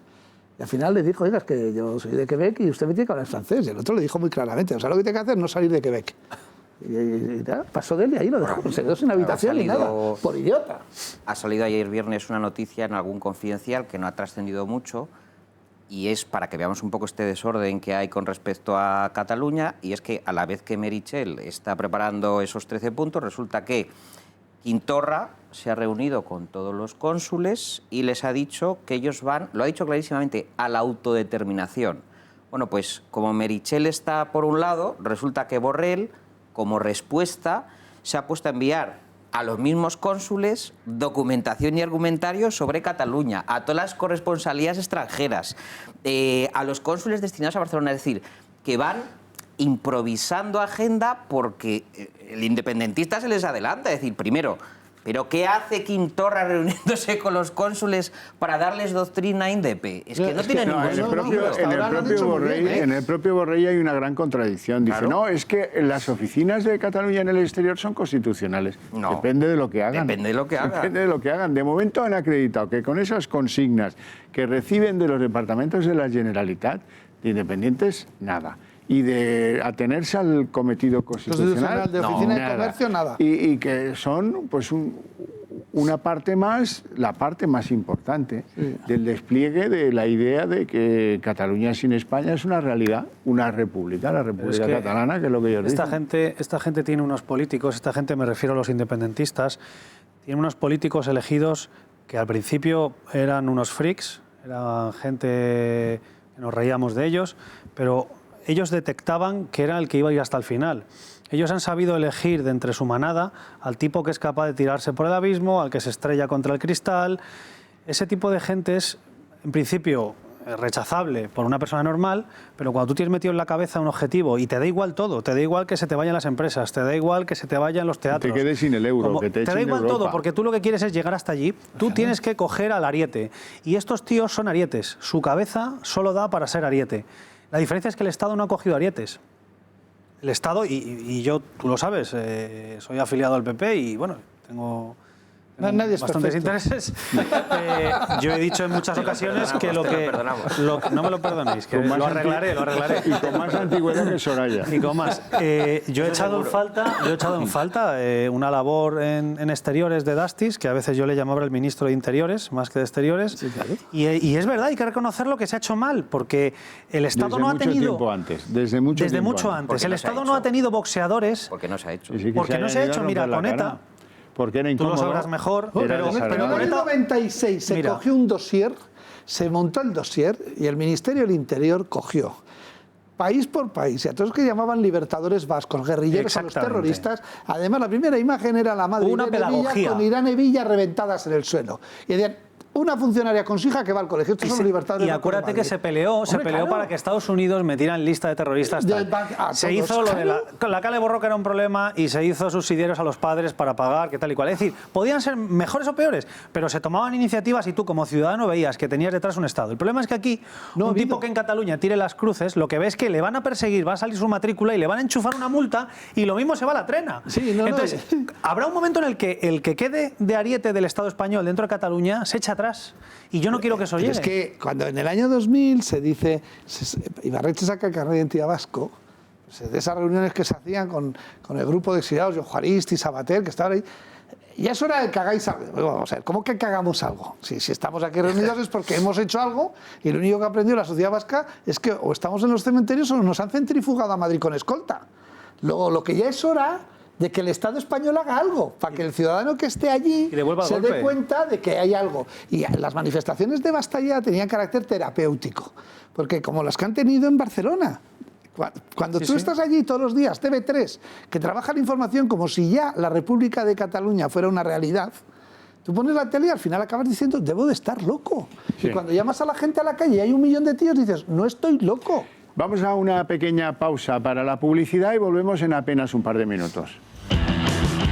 Bueno, tal como está la situación, que es bastante grave, a pesar de que el presidente tenga tiempo para irse a ver a los The Killers, la verdad es que un avión para perder poco tiempo. El horizonte electoral se acorta. Y eso de vivir cómodamente 2 años aquí, colocar a los primos y que todos vayamos aquí muy bien y tal, y subamos en expectativas del CIS gracias a Tezanos, también se acorta. Y ya empieza a haber personas, como por ejemplo esa señora tan... no sé si salió de una serie de esas del espacio o qué, pero muy mal carada. Isabel Cela. Isabel Cela es de las que ha hablado ya, dice que no, pero cuidado, que esta es la portavoz del gobierno. ¿Qué va a decir? El fantasma electoral. Nadie está pensando en adelantar elecciones. Si bien nadie va a resistir más allá de lo razonable, sería absurdo. Pero es responsabilidad del presidente de la Generalitat, presidente legítimo de la Generalitat, que reside, como ustedes saben, en el Palau de la Generalitat y no fuera de España, el continuar con la senda iniciada por el presidente de Gobierno, una senda de diálogo, un pasillo de diálogo, con el objetivo de terminar con la crisis política de Cataluña. Le corresponde a él. Bueno, seria y malcarada hasta los límites, ¿no? Parece el personaje de Star Trek, ya te lo decía yo antes.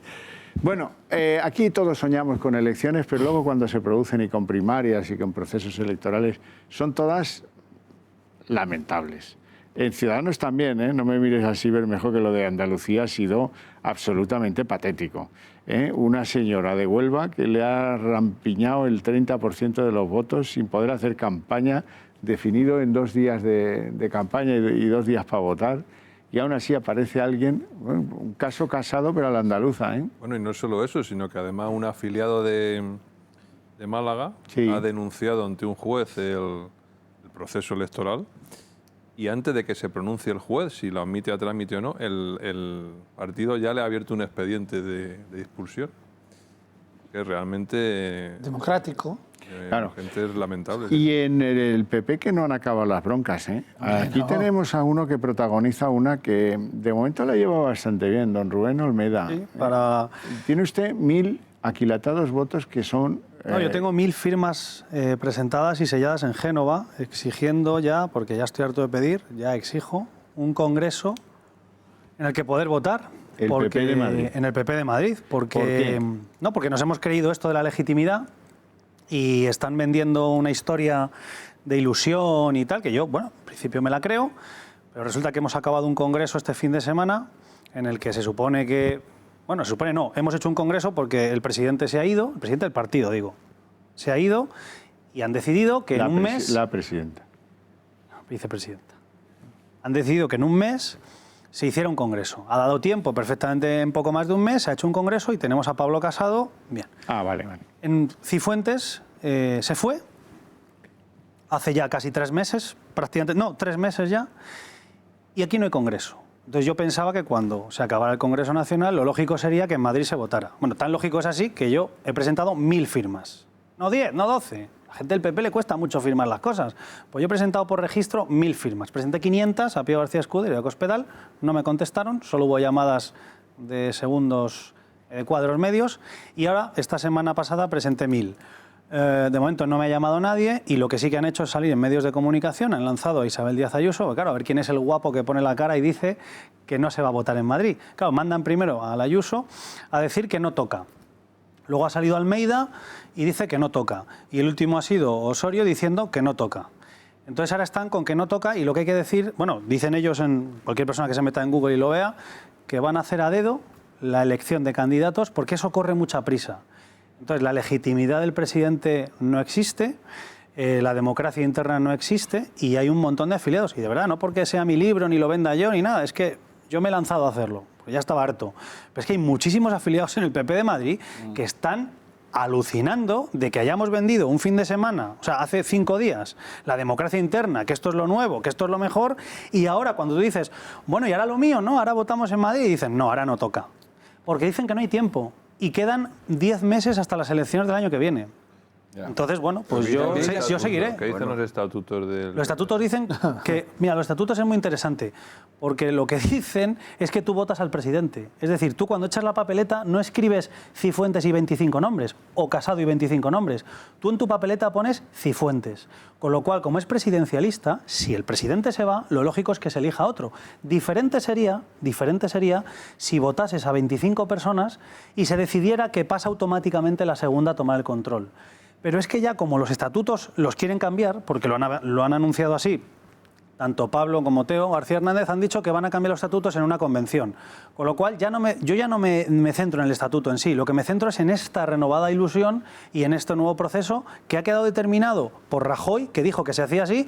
Casado, Soraya, Margallo, Elio Cabanes, José Ramón, todos han decidido que se hiciera así y ahora, cuando todos aceptamos que si un presidente se va, a un presidente se le vota, ahora aquí en Madrid no se vota. Y entonces muchos nos preguntamos... Es que el presidente no se ha ido. Hay una cosa... Tiene la legitimidad de antes. Claro, tiene la legitimidad que es Pío García Escudero, que está en gestora a dedo, tiene la legitimidad de alguien que se fue. Hay una cosa que siempre... Yo cuando viví a Inglaterra hay una cosa que siempre me maravillaba. Y es que todos los años, en octubre, todos los partidos, los principales, o sea, el Partido Laborista, el Socialdemócrata y Liberal y el Conservador, hacían su congreso anual. Convención anual, todos los años. O sea, no es que cada 4 años. Como una junta general. El congreso entero. O sea, lo que ha habido hace poco tiempo para elegir al líder del Partido Popular, allí lo hacen todos los años. Y todos los años, la Thatcher tenía que pasar todos los años por el examen. Eso te da, y además hay unas reglas de juego muy metidas en la cabeza. Una legitimidad brutal. Y te puedes cargar al líder, aunque esté de presidente del gobierno. Y ha pasado muchas veces. Ha pasado con Corbyn, la última. Claro. Entonces, a ver, hasta que no tengamos muy claro que la democracia tienes que llevar a las venas, y que no es cuando yo la presento, sino cuando o voy a colocar a fulano mengano. Esas son las viejas rémoras que tenemos del pasado. Si somos demócratas, tenemos que adquirir esa norma de cada año, poner al líder sobre la mesa, poner nuestras ideas y saber concretamente hacia dónde vamos. Es que tú tienes una posición errónea. ¿Quieres fijarte? No, errónea no, hombre. Sí. Me va a aplicar. Es un demócrata. Claro, pero es que no se puede ser. Vamos a ver. ¿Cómo se te ocurre? Eso es como lo de Trump, ¿no? ¿Cómo se le ocurre intentar cumplir sus promesas electorales? Eso no se hace.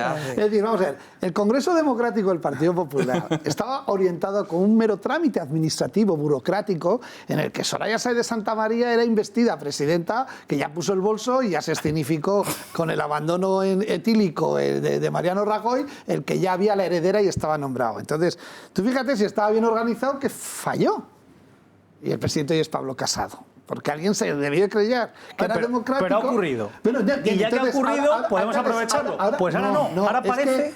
Ahora ese accidente democrático hay que reflexionar si es válido o no. Es decir, ahora tiramos para adelante democráticamente. Pablo Casado ha ganado legalmente, pues por eso, democráticamente. Pero Pablo Casado esta semana lleva...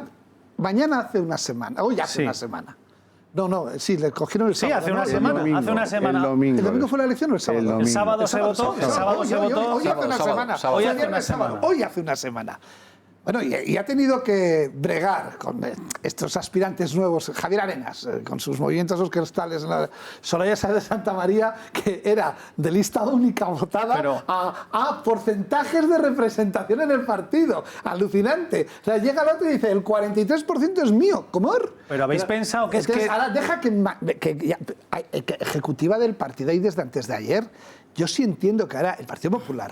Es que el Partido Popular, vosotros que sois periodistas, y bueno, y sois gente de los medios y gente economistas, tal... ¿Vosotros no creéis que si hay algo que había que cambiar era el PP de Madrid? O sea, ¿no creéis que el epicentro de toda la vergüenza ha salido de Madrid? ¿Y piensan dejar el PP de Madrid un año?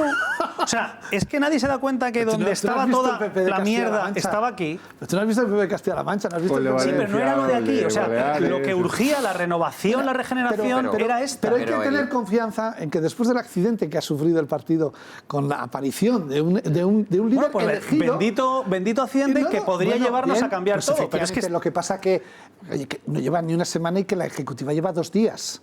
Es decir, yo creo que es bueno reivindicarlo. Lo que pasa que los que ven que cuando se vota se van, están acogiéndose a su legitimidad en cualquier histórica, caso, nos hemos ido por los cerros de Úbeda y estamos en el PP, hemos pasado por Ciudadanos y aquí a lo que estábamos era a las elecciones de Sánchez, de Sánchez, que dice que no, que esto va fenomenal y que él aguanta ahí atrincherado como sea, que todavía tiene cromos y está dispuesto a ir al intercambio, igual dado por uno. No, lo de ayer del techo de gasto ya le ha vaciado el álbum, le han robado los cromos. Figura que él está convencido de que ahí puede aguantar yéndose a los conciertos y gastando por los rincones sin problema. Además, lo que diga Bego. Véale. Es lo que diga Bego. Estamos en un sistema democrático y elecciones habrá. Elecciones habrá en tiempo y en forma, es decir, en 2020. Esa es la voluntad que tiene el Gobierno. Los objetivos de este Gobierno están bien marcados, los he expresado en mi comparecencia ante el Congreso de los Diputados hace escasos días, donde lo que queremos es estabilizar social, política y económicamente a nuestro país, reconstruir el estado del bienestar, consolidar el crecimiento económico, crear empleo digno y consolidar la regeneración democrática que se abrió en este país después de la moción de censura. Bueno, esto es lo que dijo después de entrevistarse con Macron. Bueno, oye, que sí o que no, como ustedes prefieran, pero pretenderlo con 84 diputados es un poco una osadía, ¿no? Es un completo disparate, ¿no? ¿Sabes qué? Por eso digo yo que va a haber elecciones. Y mi apuesta personal es que va a ser cuando se produzcan las catalanas. Va a haber elecciones generales y catalanas a la vez. Y eso se va a producir probablemente en noviembre. Esa es mi apuesta personal, no sé cómo lo veis. Es que estaba viéndole ahora a Pedro Sánchez hablar y yo tengo un buen amigo, es casi familia, que vive en Granada y se llama Daniel, no puedo decir más, que luego la PSOE lo arrolla. Tienes que decir Daniel y no digo más. Daniel y no digo más. Y no digo más. Me decía siempre, cuando yo iba a visitarle, me decía, tú a las señales que veas, no le hagas caso, hazlo al revés. Entonces yo al principio creí que era broma hasta que me metí en una calle que estaba cortada y tenía salida. Y de coña siempre hablamos de esto, es como lo de las rutas por Granada. Estaba viendo a Pedro Sánchez y de verdad os prometo que yo digo, ahí estaba mentalmente apuntando todo lo contrario. Porque si apuntas todo lo contrario a lo que dice Sánchez, aciertas en la mayoría de los casos. Para un periodista escuchar a Sánchez y el lunes siguiente poner lo contrario, se queda fetén porque el artículo le queda niquelado porque ocurre todo lo contrario. O sea, es que tenemos un presidente sin credibilidad y nos reímos porque lo vemos natural y es un drama. En la reunión de Macron ha trascendido una cosa que es un poco de pandereta. Y es que han acordado, espero que no se lleve a cabo, que cada inmigrante acogido por un país de la Unión Europea, ese país recibe 6.000 euros. Sí. Quiere decir que esas ideas de bombero que tienen dos líderes europeos que se les supone con un poquito de estructura neuronal, pues se le puede ocurrir a un chico de la educación general básica. Te lo voy a explicar porque yo sigo un poco la política francesa. Ellos tuvieron un problema grave a primeros de junio. y es que descubrieron que a unos kilómetros al norte de París había un campamento ilegal de unos 1.500 africanos que campaban por sus reales allí y que obligaron a los cuerpos de seguridad republicana a aplicarse con una dureza espectacular. Ahora están diseminados por todo el hexágono. Y la idea de Macron, visto que en el Canal de la Mancha hubo graves enfrentamientos hace unos años, que eso ha roto Europa porque en el fondo eso está en la base del Brexit, en muy buena medida. Bueno, pues la idea de Macron es la idea del fuelle, de eso escriben sin cortarse un pelo los analistas políticos franceses. Y la idea del fuelle es, si han llegado a Francia, Francia los tiene que hacer bajar. ¿A dónde? Pues a España, a Italia en alguna medida. Sí, Italia ahora está sellada, como ha hecho otro país, Hungría, por ejemplo, han sellado fronteras, tal. Bueno, Grecia, alguno vendrá de ahí, tal. Bueno, eso hay que hacerlo bajar. ¿Cómo hay que hacerlo bajar? Ahí aparecen los 6.000 euros, que es el mismo truco que hicieron con Turquía. Sí, sí. Se acordarán todos, ¿verdad? Ahora nos lo quieren hacer a nosotros. Y por lo que parece, Sánchez lo ha comprado. No, pero tienen un problema. Es una idea de Macron de laboratorio de universidad, porque el problema es entre ser de lengua española o francófono. Entonces, todos los que tienen ahí vienen de francófonos. Ahora, Pedro Sánchez tiene un problema muy serio. Porque no es solo que sea todo al revés, es que él toma medidas para ese país. Bueno, efectivamente. No, es que, claro, el problema tenemos el enemigo en casa. Es que tú tienes... Un tío en una barra de bar puede decir todo eso y no pasa nada. Pero es que te tiene el boletín oficial del Estado. Y encima, que se les llena la palabra de democracia a todos estos caviares rojos y progres, lo primero que dicen, es que el Senado vota, que lo ha elegido el pueblo. Pues nos lo saltamos. Pues silenciemos el Senado. Es decir, la Carmen Calvo y tal. Si fuera la Senada, igual. Ejemplo, pero como es el Senado, nos lo saltamos porque es una institución machista. Y a eso le llaman democracia. Para el tema es muy grave. El problema gordísimo, que es el de la inmigración, que es gordísimo, que es gravísimo. Y que el efecto de llamada es real. Y que está pasando. Él está retrotrayéndose, por ejemplo, está saliendo estos días en la prensa, que él considera una fórmula de éxito que en 2006...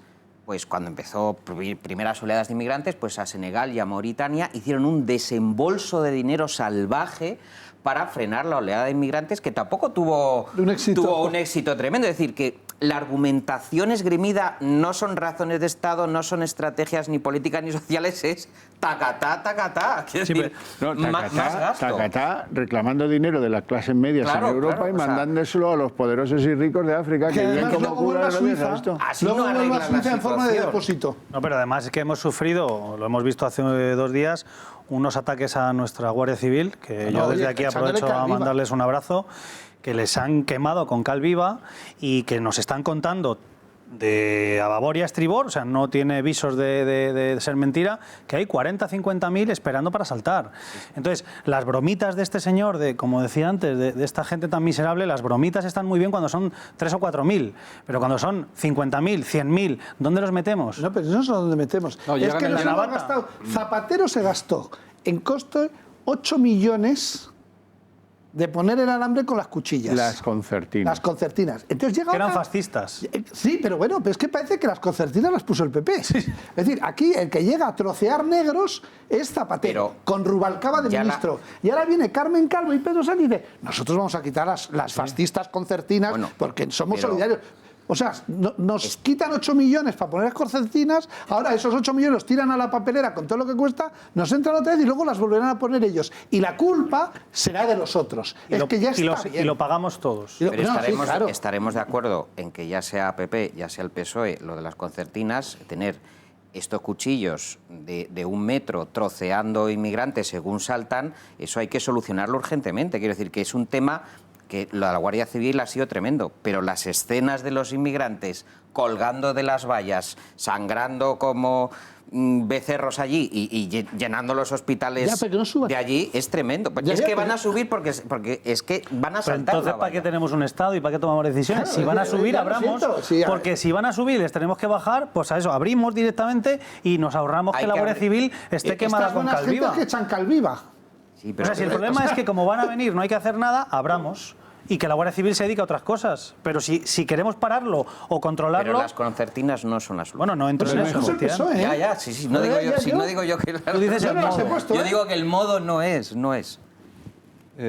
Vamos a ver, yo creo que el tema de la inmigración, que es muy importante, a medio plazo no será un problema. Porque España no estará para recibir emigrantes. Ya lo he dicho antes. Joder.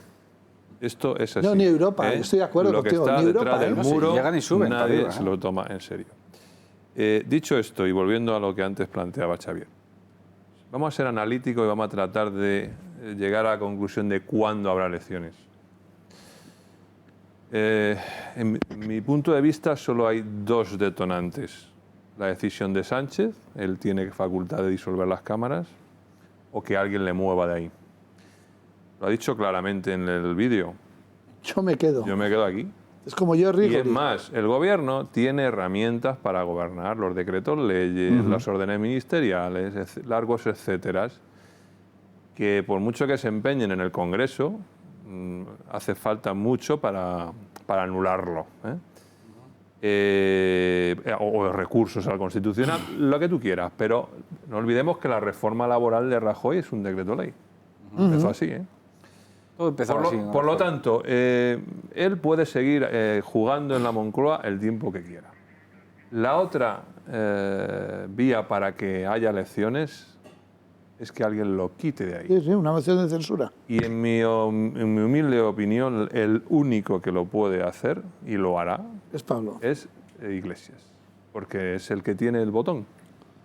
Entonces, no sé si a vosotros, y no sé si coincidirá o no con elecciones catalana o andaluza o lo que sea, pero yo creo que esa es la clave.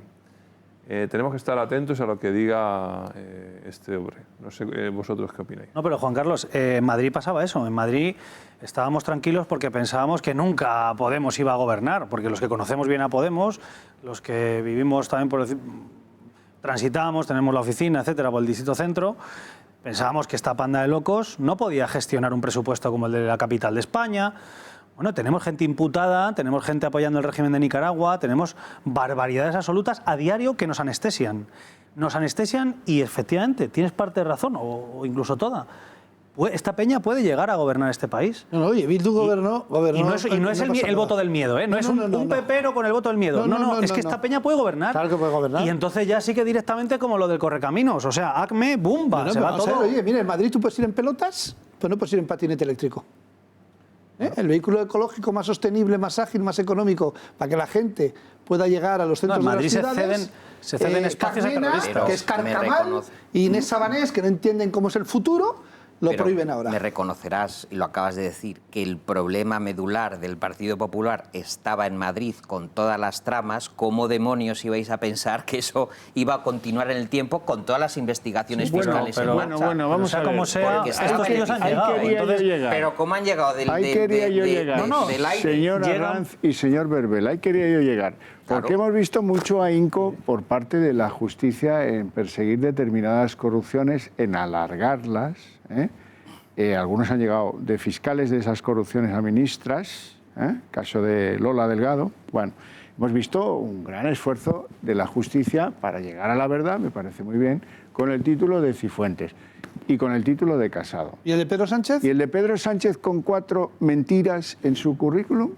Y el de Pablo Iglesias, ¿usted se acuerda de la biografía de Pablo Iglesias? Pablo Iglesias a los 35, mucho más que Jesucristo, influyó en la vida de España. A los 35, en la Universidad Complutense decidieron que tal cabeza, tal prohombre patrio, no podía pasar por menos que ser profesor honorífico. Y con un par, la Junta de Facultad pasó de ser interino sin plaza a honorífico a los 35 años. ¿Y eso quién lo investiga? Es que aquí lo que nos hace falta, y ahí es en donde hay que trabajar, y lo que puede cambiar de verdad este país, es en que tengamos oposición. Es decir, que no estén cobardeando en tablas y que no estén pendientes de si Soraya me hace esto y ahora va a salir lo de la herencia de mi padre, pero es que y ahora va a salir lo de mi dinero en Jersey. No. Oye, oposición. Mira, la política ya se metió en la justicia y hace que solo se mire una cosa y no la otra.